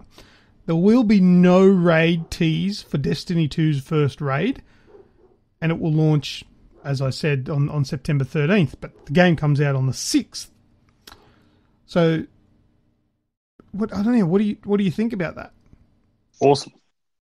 Awesome? I'm pumped. One, no raid tease. That, for me, is epic. Yeah, so you're not going to know anything. There's nothing better than going to a Destiny raid and trying to nut it out. It's so rewarding. I mean, granted, you're probably in a raid for 9, 10, 13 hours, but it's so much fun. I love it. I mean, I'm the big Destiny geek here. I'm not ashamed of it.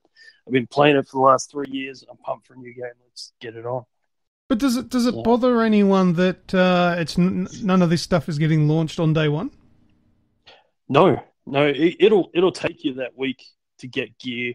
Like, I guarantee only the hardcore will be playing the raid on the 13th because it'll take you that long to get your gear score up and all that. If they have it on day one, it's going to be collecting cobwebs for a couple of days. Barren wasteland. Yeah, see, that's what I mean. There's for and against for it. I mean, the first thing I thought when I saw this was like, oh, so they're not releasing the whole game and all that. But there is that element to it where you can't do a raid anyway. You're going to have to play the game and it's level not, up. It's not new, it's not a new concept either. Destiny's been doing this from day one.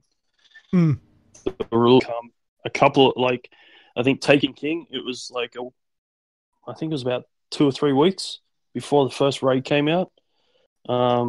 even with the last one, which was Wrath of the Machine, that was a couple of weeks before it came out. Just giving everyone enough time, get that gear score up, get your teams ready, get all your friends' gear score up, so you can all go punch it out together.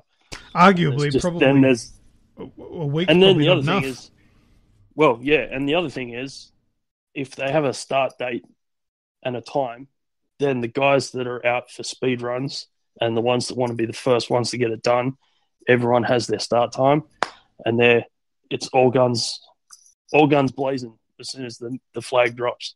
So it's a good race to see who's going to be the first one to complete it, who's going to be the fastest. Yeah, I think it's always there. What about you? That could be a point. Well, that could be a point. Maybe they're doing it for that reason too, because you get the streamers, you know. Excuse me, I was just eating something during that time.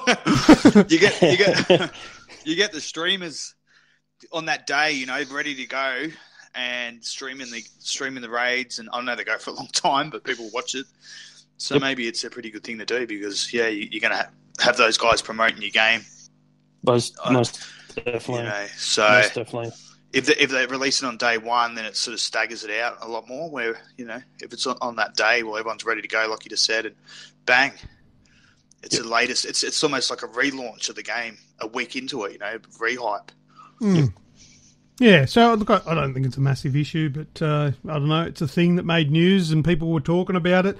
And like I said, there's for and against. There are people that probably would have liked to have at least had a look at it earlier, but you're not going to be anywhere near leveled enough within a first week anyway to you won't see much anyway. There'll be the first staging area, and as soon as you step out of it, you'll be dead. Yeah, that's right, you'll die. so you know, it'll be a case of just gives you a week. Yeah, get your teams ready. It's just prep time. It's prep time. Yeah. All right.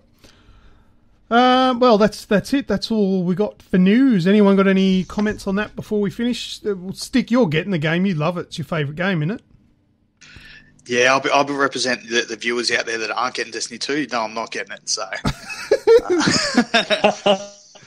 I never really got into Destiny. I actually resented a little bit because it took most of my friends on Destiny 1. Like, you know, everyone was playing it, and I actually wasn't online when it first came out. I was doing other things, and so when I came back online, everyone was playing that, and you couldn't sort of rejoin. You probably could, but they didn't want you to. And yeah, so it raided my friends list, and I had no one to play with. So yeah, I've got resentment for the game, and I'm not going to get involved in this one because I don't have the time to, you know. So I don't know. It looks cool, but it's just something I think you got to dedicate time to it to enjoy it. Maybe I could be wrong. No, it is one of those games, I think. Yes and no. You can survive without spending every waking hour playing the game. For a multiplayer online game,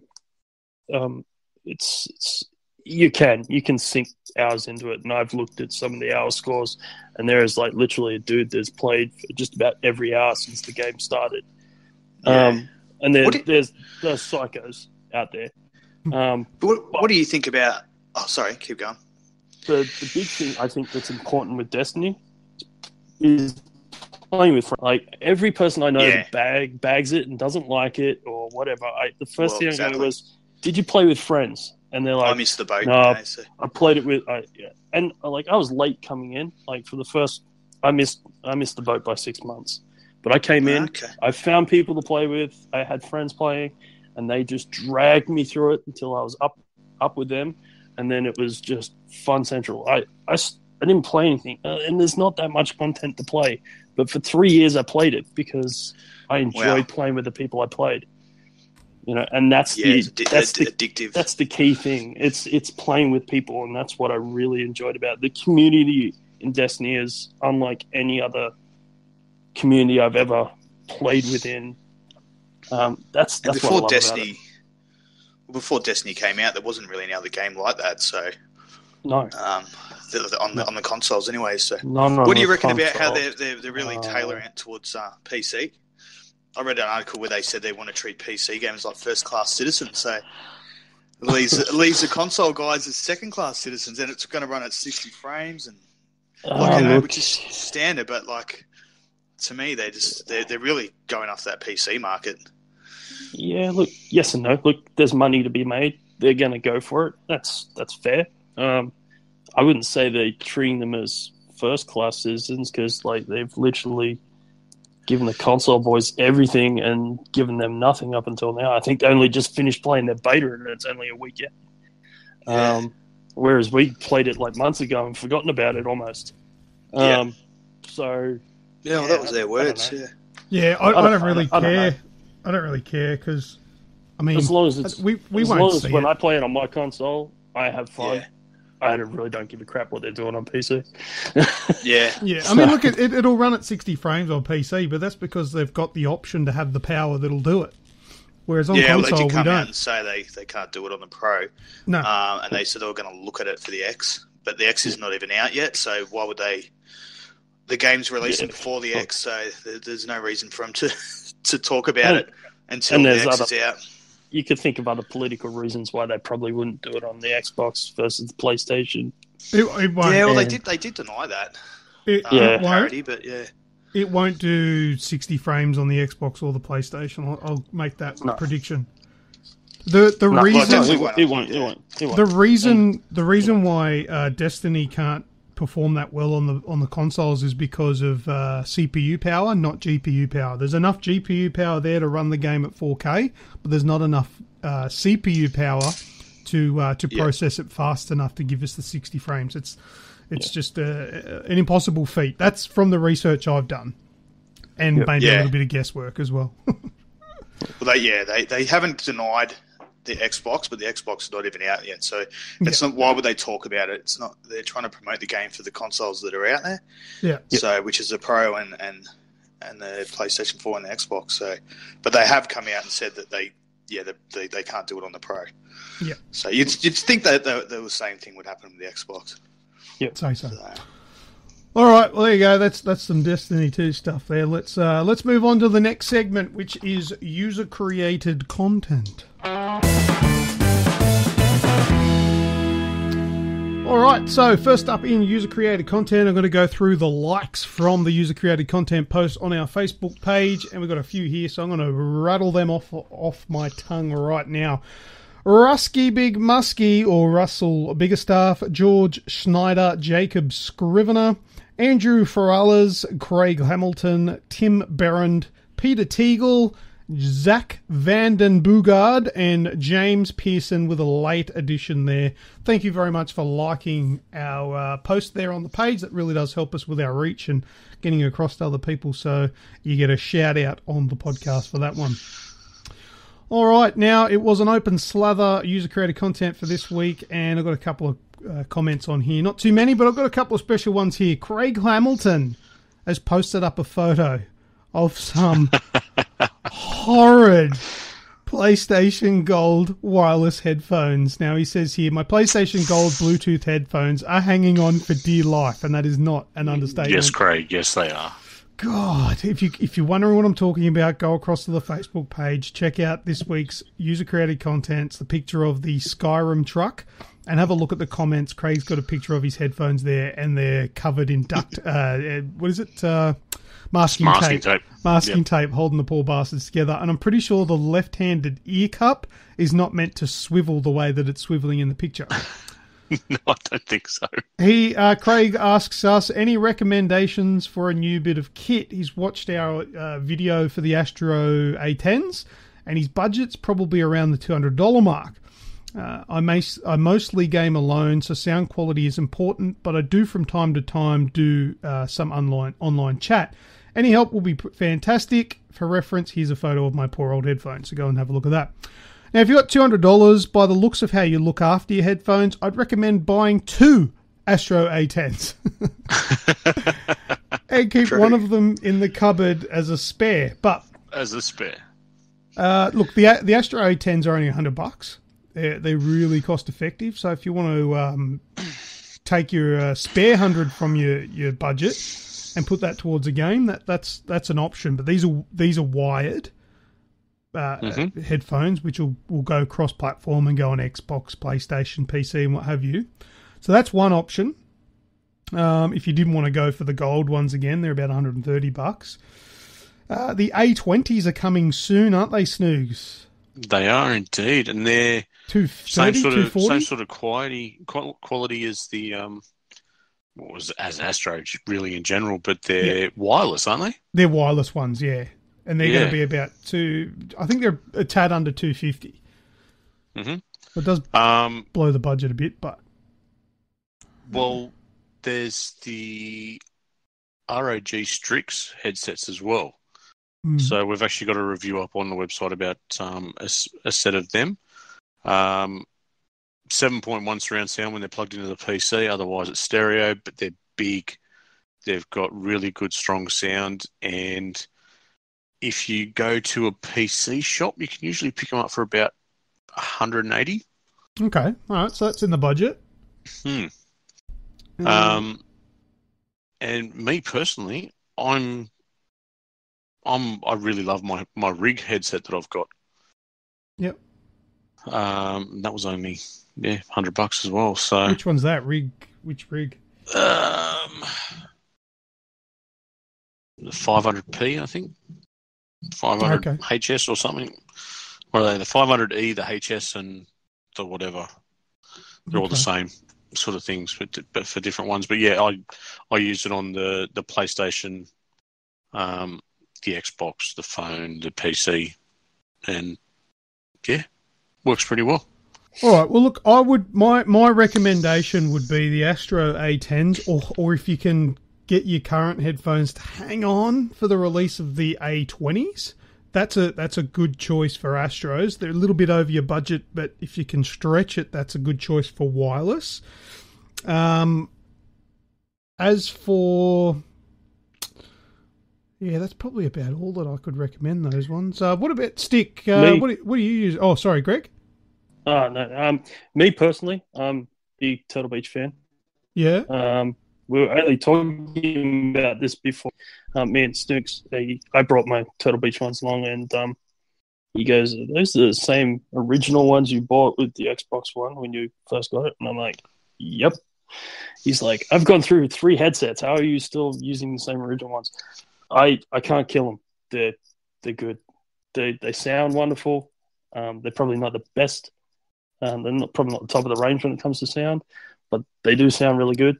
I think I picked them up for about $145 when I got my Xbox One, and they still are running strong. So I can't fault them. See, I've got the Turtle Beach Elite 800s. It's like a $400 set of headphones. Yep. I don't use them because the microphone is rubbish. Every time I live stream, I get people complaining about my voice being muffled. It's I don't know. I'm burnt by these headphones because they were so expensive. Yeah. Yet the microphone. And the $7 headset did better. The $7 headphones that I had were a lot better. Look, you can. Hey, that's probably a good idea for Craig. I'm no good at maths. I don't know how many you could get a whole shit ton of $7 headphones for $200. Almost 30. Almost 30 of them. 29. Oh, how good's that? Maybe you should go one of those. Stick, you've got Turtle Beaches, haven't you? Yeah, what's it, the XO4? So these are same ones. Yep. Yeah, I bought them. I mean, these actually got it for Christmas or something. I think off the family. First headphones I've used, and God, if you're not using headphones out there, just you don't know what you're missing out on. They're so much better. It's so much better. But yeah, they seem okay. I'm using them right now. Do I sound all right? Yeah, absolutely. Yep. There you go. Yep. How much are they? I think they were $100 when they've lasted a while, and they've been abused. Like I've dropped them, pulled on the cord a fair bit, dropped the controller and pulled the cord. They're not wireless, so that's the only. You got to get wireless if you're looking at buying. Spend the extra money, get wireless because are the ones you're talking about wireless because it's so much better.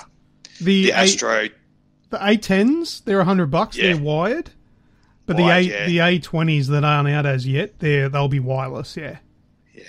I mean, I don't know what the battery life is like or anything like that, but isn't there headsets coming out with wireless charging and stuff like that soon? So, I don't know. That'd be interesting.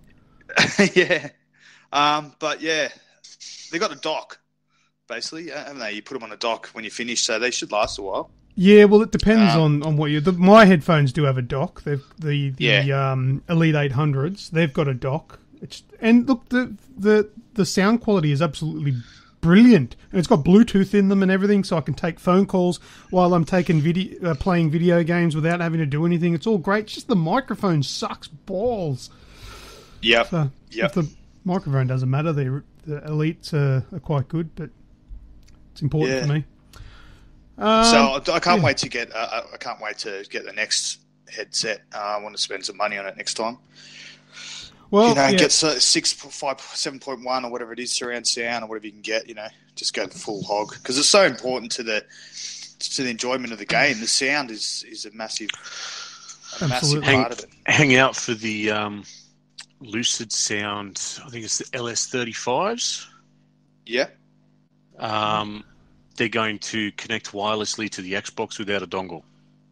Okay. Nice. Oh wow. Yeah. So they were released or announced, whatever you call it, probably about 2 months ago. Okay. And they've, I think around Christmas time they're hitting the US. So early next year they'll be heading our shores, I dare say. Yeah. Well, okay. I can vouch for Lucid Sound. They're actually a really, really good gaming headset to the point where you can option to have a boom mic, or if you don't want the boom mic, there's an inbuilt mic as well, and both of them are pretty good microphones. I've done a review on the LS30s, I think it was. You can check it out on our YouTube channel if you're interested in that. But yeah, Craig, I've done a few headphone reviews. If you want to go to the Aussie Gamers Express YouTube and search our videos for headset reviews, you should find a few on there to have a look at. But we've suggested a whole bunch of them for you, mate. Hopefully that helps you out. Let us know in the future which ones you decide on. Awesome. All right, next one from George Snyder. I still don't know what console to get Destiny 2 on. PlayStation 4, of course. No, Xbox. Well, all the real Destiny players play on Xbox. I'm just here we go. Put that out there. Look, I'm getting it on both. First and foremost, it'll be PlayStation 4 for me because that's where most of the people that I know are going to be playing it. So that's what it comes down to. That's what the answer is, isn't right. it? Yeah. So George. Yeah, totally. Yeah, George, where are your friends playing it? That's solely where it comes down to. Destiny's such a squad-based game, so you need to be on with mates. There's no point going out one out. Yeah. Unless you can make new friends, but if you got mates, if they're already there, jump on. Yeah. If there's no one in mind, like you don't know too many people that are going to be playing it, there is an Aussie Gamers Express clan for Destiny. Look, it's not something that we're going to be, harping on and posting, hey, come join our clan, because to be brutally honest, I don't have the time nor the patience to maintain that kind of thing. But I mean, if anyone wants to use it as a hub to find people to play with, go and have a look at it. I don't know, search it up and join the clan if you wish. And I'll be on there. I'll be on the PlayStation 4, and hopefully should be available to play some games with some of the community. But that's where I'll predominantly be. But I'll have an Xbox One version as well. Next up, Rusky Big Muskie says, pile of shame. I've been tapping into my pile of shame and recently completed the mostly spectacular Assassin's Creed 4 Black Flag. Now I'm moving on to current PlayStation VR purchases and Uncharted The Lost Legacy, but I am keeping my pile of shame going as well. Several more Assassin's Creed games, some Kingdom Hearts, and many, many more. Which games have you missed that you would most likely like to find time to play? Have you recently played a game that you initially missed, finding yourself surprised at how great of an experience you missed out on when you first bought the game? And I've said it before, too many games, not enough time, sure beats having nothing to play. So who wants to tackle this one first? Have you got any games that you played late or anything that you're looking forward to playing? Shadow of Mordor, I started playing that the other day. That was a pretty good surprise. Like Yeah, pretty humorous sort of game with the orcs and, you know, the abusive behaviour they show towards you when they kill you. And yeah, so that's one that I wish I sort of maybe played earlier. Yeah, I played that on release. That's a good game, that one. Yeah, and Elite Dangerous is one that was a question, I think, you know, was there a game that you wish you could play more? It's just so... Yeah, it's the space exploration game. It's one I wanted to play but steered well clear of because I know I didn't have time for. That's exactly right. I was going to say, like, I got stuck into it, and it's a little bit repetitive. But yeah, it's basically the whole entire universe. It's one of those games you have to pass down to your kids. Is that on the Xbox? Yeah. Oh. Yeah. It's on PC as well. The massive PC community with all Looks the mods pretty cool. that they can do. It's okay. You can choose the way what you want to do. So if you want to be, if you want to be a carrier or if you want to be a bounty hunter, you can do everything. You can sort of design your ship that way. You can have multiple ships. You start off in the game basically with little to no instruction, especially when it first released, and you fly off into space. You don't know what the hell you do. You've got to Google things. I actually had to jump in a stream of a PC guy and he was helping me out answering a lot of questions, but I actually died fairly soon because I ran out of fuel. And when you run out of fuel, all your life support systems turn off and you suffocate. So, but yeah, it's a good game, but it's just a lot of time. Yeah, fair enough. It looks pretty cool. Yeah, $40 on the Xbox One. There's some DLC as well, so it might be a little bit more. Yeah, $80 if you want the deluxe edition or whatever. Land on planets, and there's aliens now, I think. So I've got to get back into it. Looks like a cool version of No Man's Sky. I haven't played No Man's Sky, but it's different. I think it's jealous. It's the Xbox version. No wonder. It's a lot different. I think. But there is dogfighting in it. So a lot of people say, "What do you do?" I mean, you just fly around. But there is dogfighting in it. So if you like dogfighting, you'll like it. Yeah. So, and the graphics look pretty nifty too. Well, that's going to get one of your much loved enhancements for the X. So if you do look, the problem with that game, I'm probably going on a bit too much about it. It's hard to find other players. Literally, you cannot find anyone else because it is the size of the universe. So it is No Man's Sky. Yeah. But there is ways of doing it, but I haven't worked it out. Like, there's no instruction. It's basically, there you go, off you go, work it out yourself. You got to get into forums and stuff, I think, to find people and, Xbox. What's that play? The Xbox clubs. There's Xbox clubs and looking for group and all that. Yeah, not for me. Not for me. Yeah, right, but I just fly solo and just kill people. Yeah, it does look like a game for that. Like, it looks pretty cool. The graphics look pretty neat. Looks like a cool game. But like you said, yeah, probably a massive investment of time in that sort of thing. Yeah. All right. Anyone else want to crack at answering Rusky's question there? What's your pile of shame game? We're not going to talk about my pile of shame because every time I bring up certain games in that one, I get fired. You're going to lose your job. Yeah. So we're not going to do that again. But Dying Light is the game that I missed. Sort of that. When it first came out, it was like, oh, I should just get it, and then it was just time got away from me. I was playing other things, and that just never got my hands on it. And then was it the following? Yeah, the DLC. Yeah, the DLC, the biggest DLC. When that came out, again, it was, that looks fantastic. And then there was the enhanced edition that came out. And it wasn't until this last sale that I actually went, you know what, screw it. And, you were in my ear, Luke. Get it. You got to get it. You've talked about it enough now. Just go and get it. So I finally have. And, yeah, I have been absolutely blown away by it. It's a lot of fun. And actually kind of glad I didn't pick it up. Because I don't think I would have appreciated it as much because I was doing so many other things at the time. Now I can just... work my way through it and, you and I are jumping on, and you can help me through because you're ridiculously OP compared to the section I'm in. Yeah. Well, my pile of shame game that I haven't played yet, but really, really, really want to play is Nier Automata. You guys know about that one? Yes, very much so. I don't actually. Is that a? I think it's a place. Is that a PlayStation exclusive or is it on Xbox? No, it's an exclusive. It's the reason that I think that Scalebound has gone over to Sony. What do you mean? If I remember correctly, the team behind Nier is the same team that was doing Scalebound. Oh, okay. Well, there you go. But and so Platinum Games. Yeah, well, I've got it sitting there. I just haven't just pushed the button yet. Actually gone and actually played it. So I'm really looking forward to playing that because I've played the demo that was on the PS4 and it was really good. And I've got the full game there, and I just haven't done it yet. So that's a massive big game that I need to pull my finger out and actually get to. Game that I wish that I'd gotten to earlier than I did. It'd have to be Diablo 3.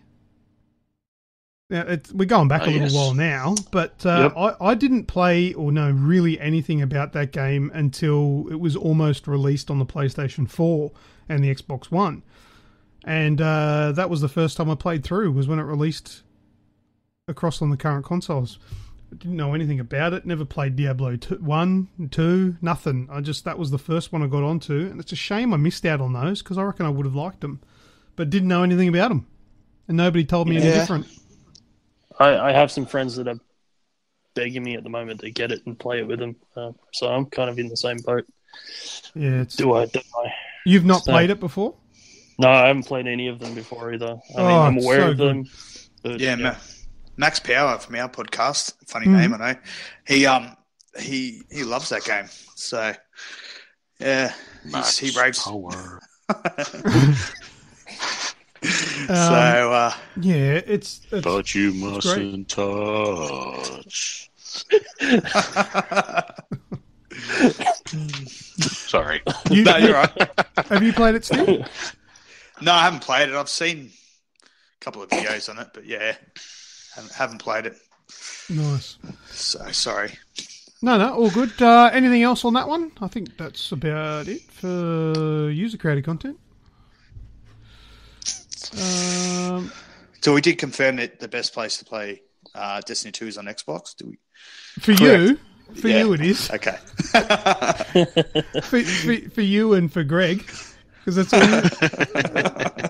all you've got. Right. From Xbox and Chill, I wanted to bring up EB. You guys mentioned on your last episode that EB Games are doing a rental service. Yeah, so South Australia, they're trialling it there. Yeah. Originally they had, I think it was $50 was the limit for the game that you can rent for $15 a week, a month. $20, isn't it? $20. No, I just had a look at it. They've updated it. It's cheaper now. $15. 15 and maybe 15 2-month minimum. So you've got to pay 30. Yeah. And they've opened it up to any game as long as the game's available. It doesn't matter how much it is. It could be someone that. It's got to be used though, right? It's got to be used, yeah. Yeah, it's got to be a traded-in game.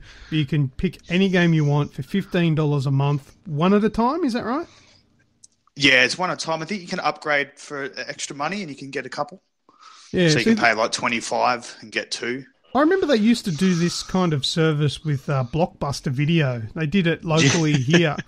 And I loved it. I thought it was a great idea. Easy and Civic and Yeah, but there's mail out ones as well.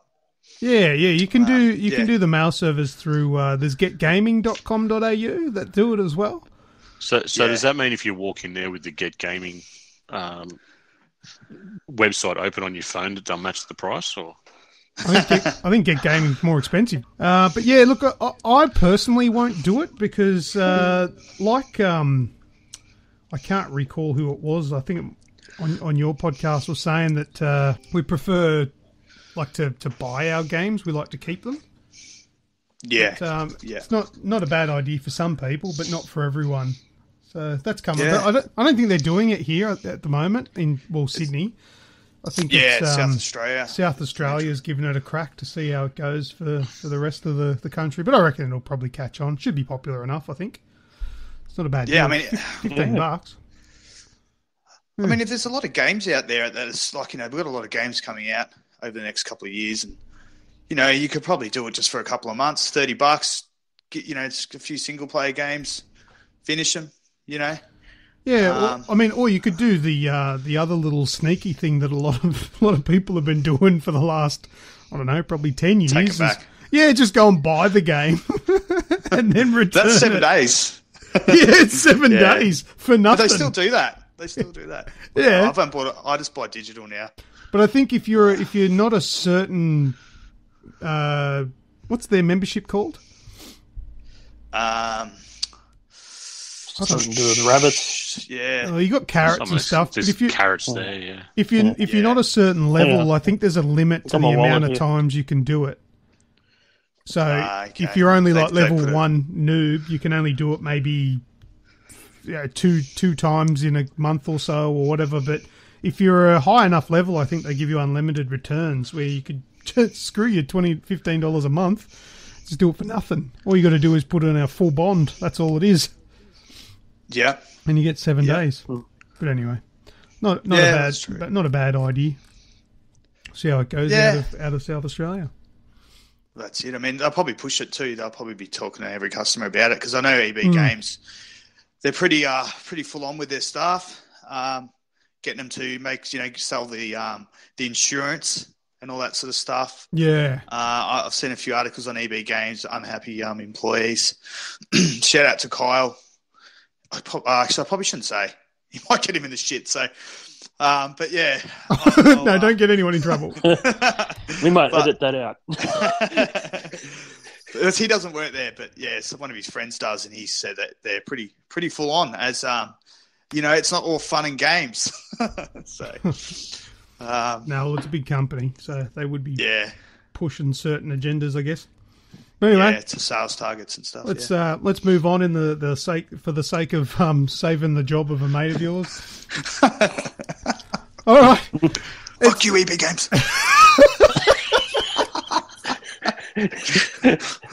Fuck your price matching. I'm just going to next door to JB and get it for cheaper. Right, let's move on to What's That Sound?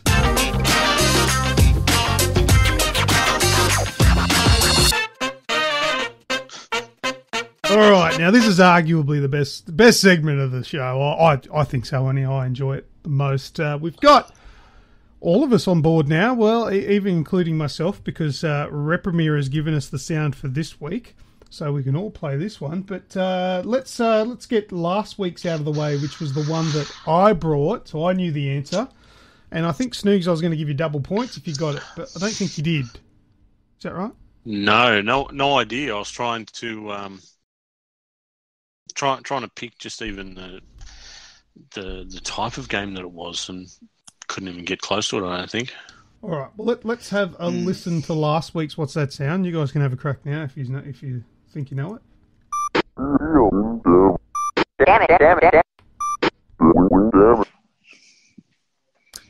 I know it. I mean, I played that game.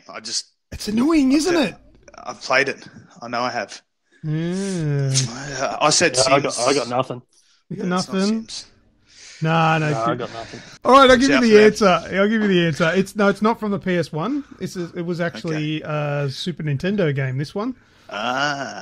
It was Star Fox on the SNES. Oh, the chatter on the radio. That was the chatter between the two, yeah. Man, I love that game. Yeah, awesome game. So there, you did know it. It's just annoying, and you hear it, and you're like, I know what that game is, but I got no idea. For sure, I love that segment. All right, so we've got What's That Sound here for this week from Repremier, and it sounds fantastic because the name of it is called Hard. Thanks, Rep. All right, so this is new to me too. I'm going to play it now. Let's have a listen.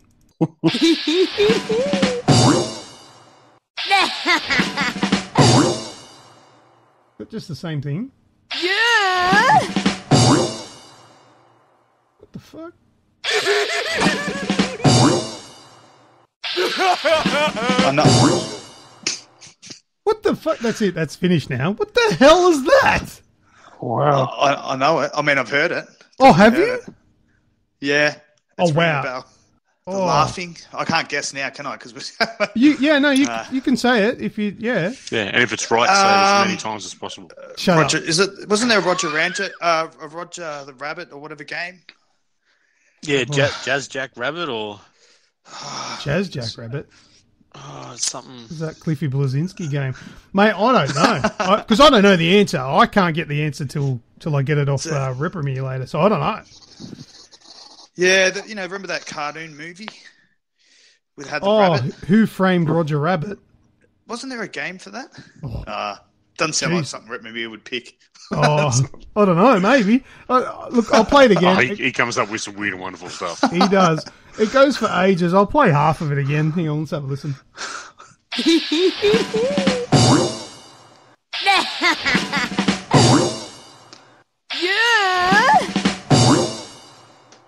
I got nothing. I had no clue. I've never heard that before. I'm taking mine back. Yeah, look, I've got nothing. That's not hard. That's stupid. I don't like that one because I don't know it. It would have been fantastic if I knew it. It sounds like maybe like something dumb like Pain, something like that. Pain, yeah. It's not Pain. I've played many hours of Pain. It's not Pain, but it's something like that. I get the feeling it's something like that. Is it Pain, that one where you slingshot Catapult people? Yeah, catapult people across. Yeah. No, on PlayStation. That's right. You had a PS3, did you? Yeah, I was a PS fanboy before I became an Xbox fanboy. Ah, you're one of those. It's like He's a turncoat. Like a We'll have to get him on the show. like an ex-smoker. Yeah. You have to join our Forza Club. The Done. the PlayStation 3 was rubbish. But anyway, that's What's That Sound. If anybody thinks they know what this week's What's That Sound is, you're part of an elite group because none of us have any fucking clue whatsoever. So send us a message to our Facebook page, and if you're correct, you'll win yourself a free game for this week. You'll get 2 free games for this week because that's a stupid What's That Sound. That's really hard. And we'll plaster your name all over somewhere to acknowledge the fact that you're absolute legend. But that's it for What's That Sound. Let's move into the next and the last segment of the podcast, which is Last Words.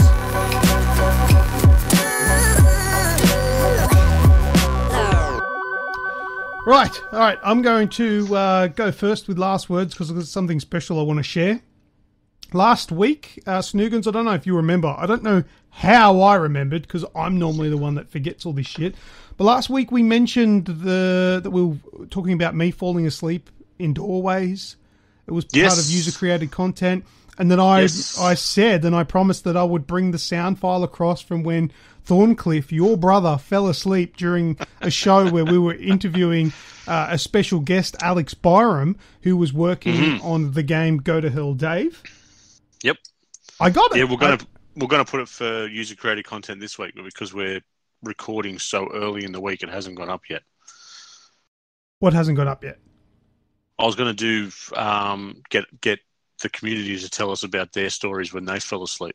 Oh right, yeah. Well, yeah, we could do that for next week even. Who cares? Yeah, that'd be cool. But I've got the sound file, so let's have a listen to this. Now, keep in mind this is from episode 14. Of the Aussie Gamers podcast, not the Aussie Gamers Express podcast. If you've been playing along at home for a long time, we actually rebooted episode 43.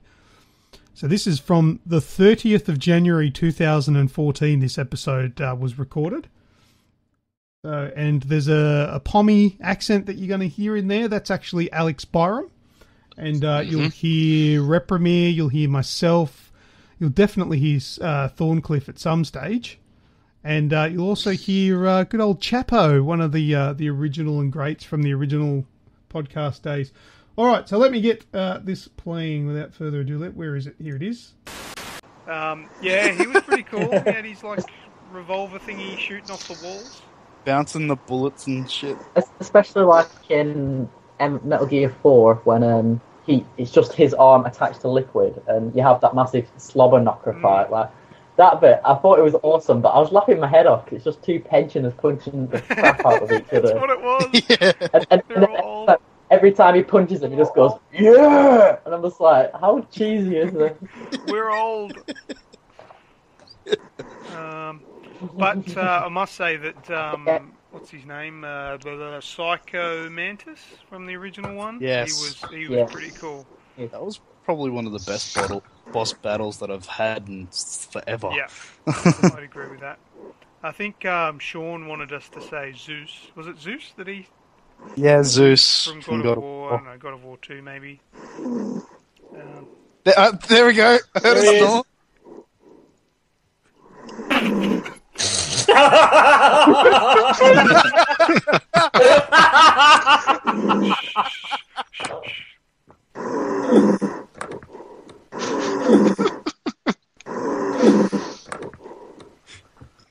In the jungle, the sun sleeps tonight.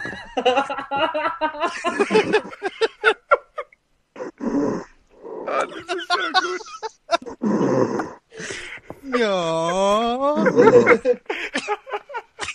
I think you've invented the first person to ever get paid to sleep.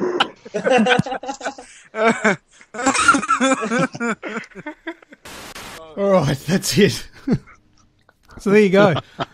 That was one of the first recorded attempts there where Thorncliffe fell asleep, and that was some good snoring there. He started cranking up at the end there. Has anything like that happened to any of you guys? Similar stuff, like one of the guys, Max Power. Yeah. He forgot to turn his include his audio. So for like 10 minutes, we're talking to him, and it was just me and Megan just going, "Oh yeah, yep, nah." Yep. Oh, really? For about 10 minutes before someone in the chat decided to tell us they couldn't hear him. Yeah, but because your podcast, Xbox and Chill, is live broadcast, isn't it? Yeah, it is on Mixer, and then I've started editing the VOD and putting it on YouTube, SoundCloud, and iTunes. Yeah. But so it was all live. And we were so far into the show we couldn't reboot it. So I edited out a lot of that show, with the YouTube edit. But yeah, like the chat, I thought two things. Either one, the chat weren't listening, so they didn't realise I wasn't talking.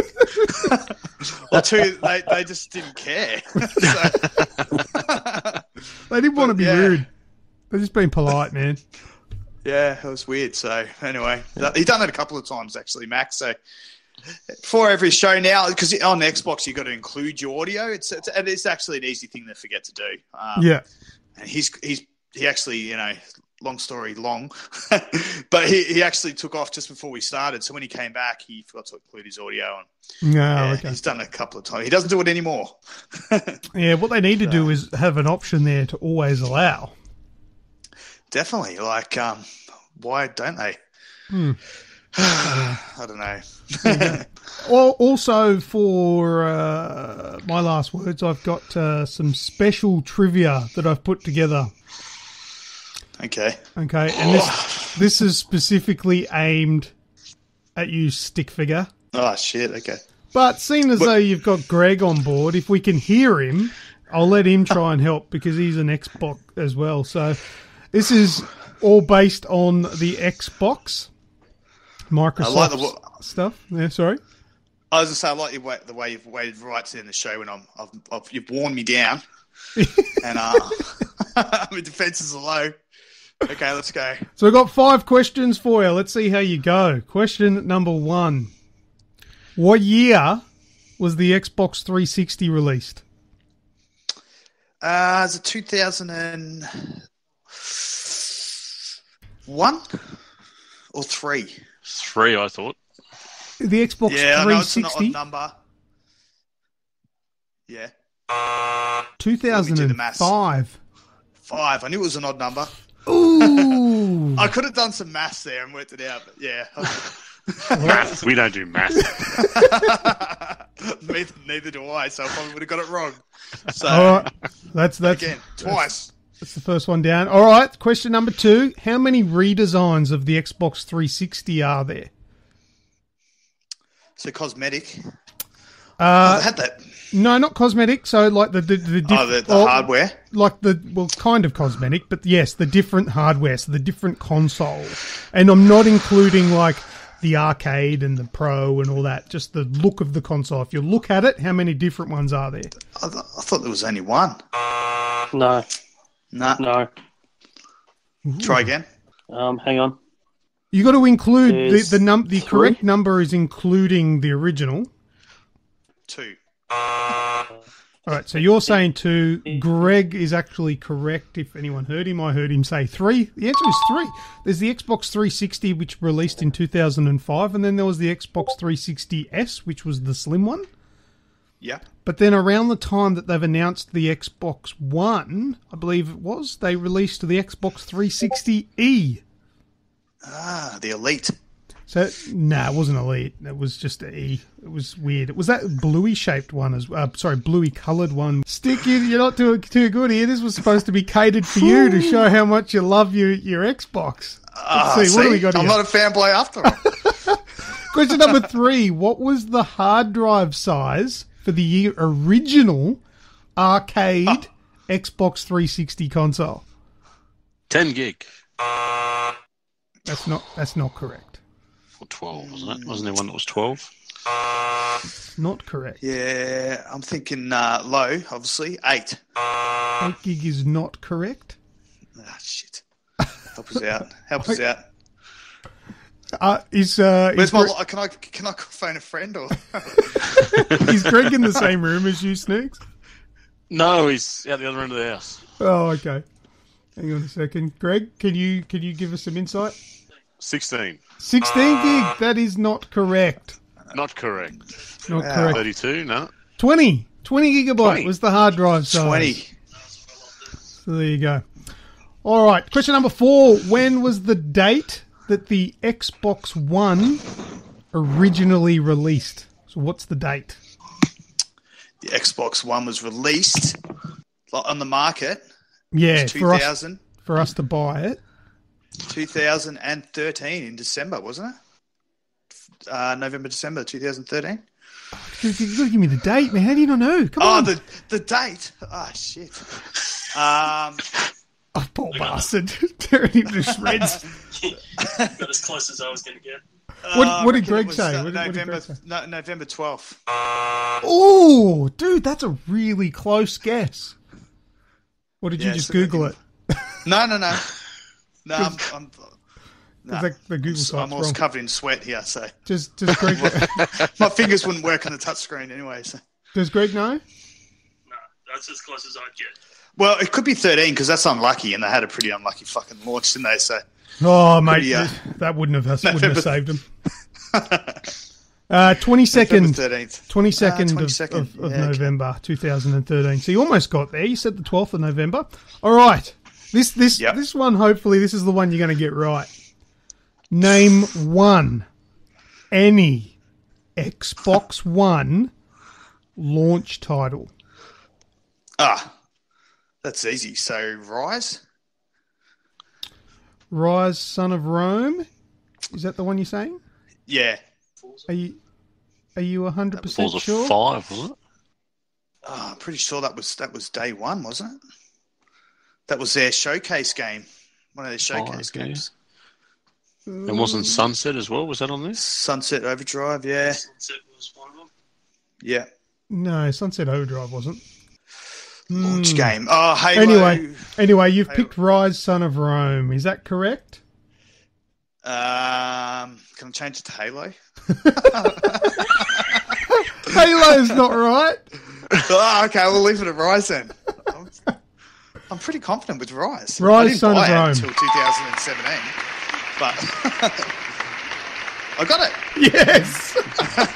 No donuts. Nice.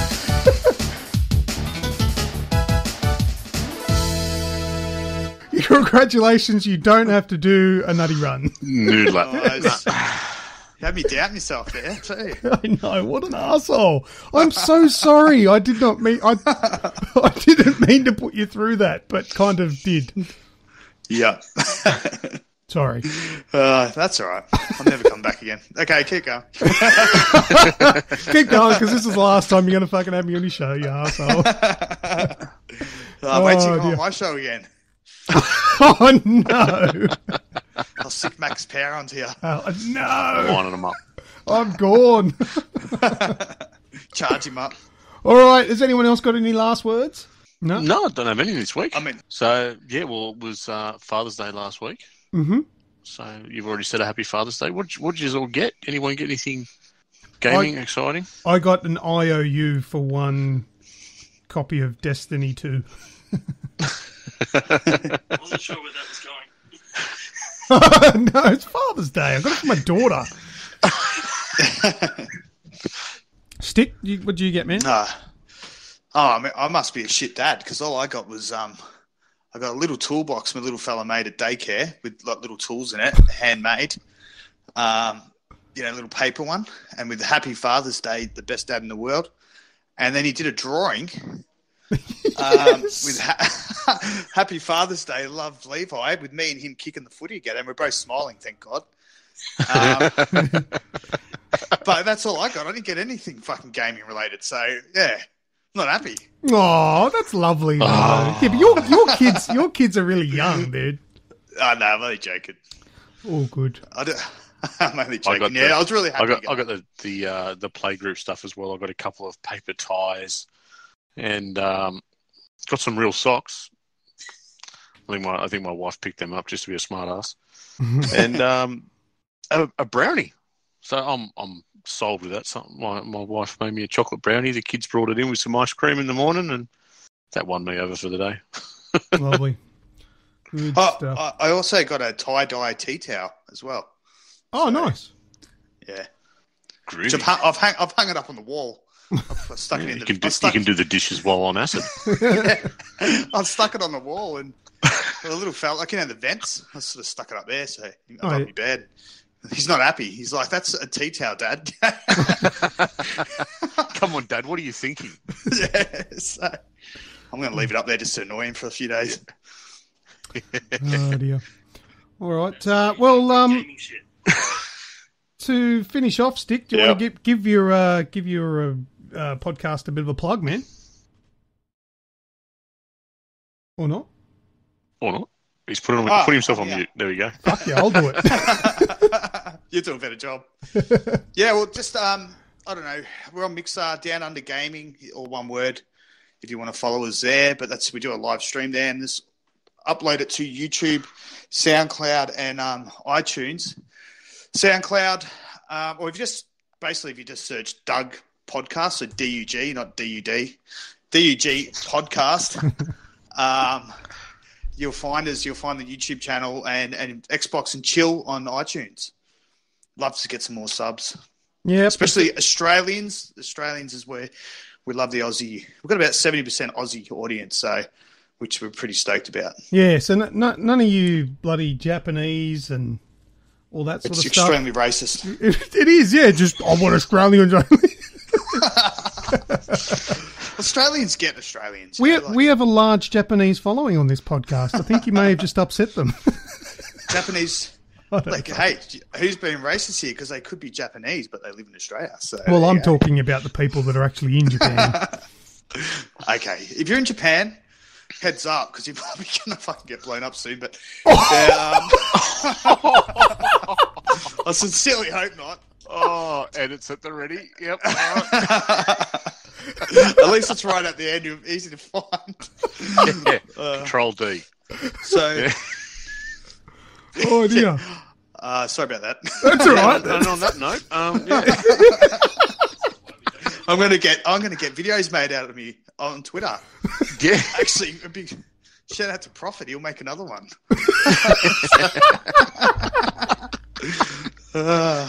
Oh fuck! So anyway, this is funny. Told you I get. This is exactly the same as our show, but towards the end we just go a bit silly.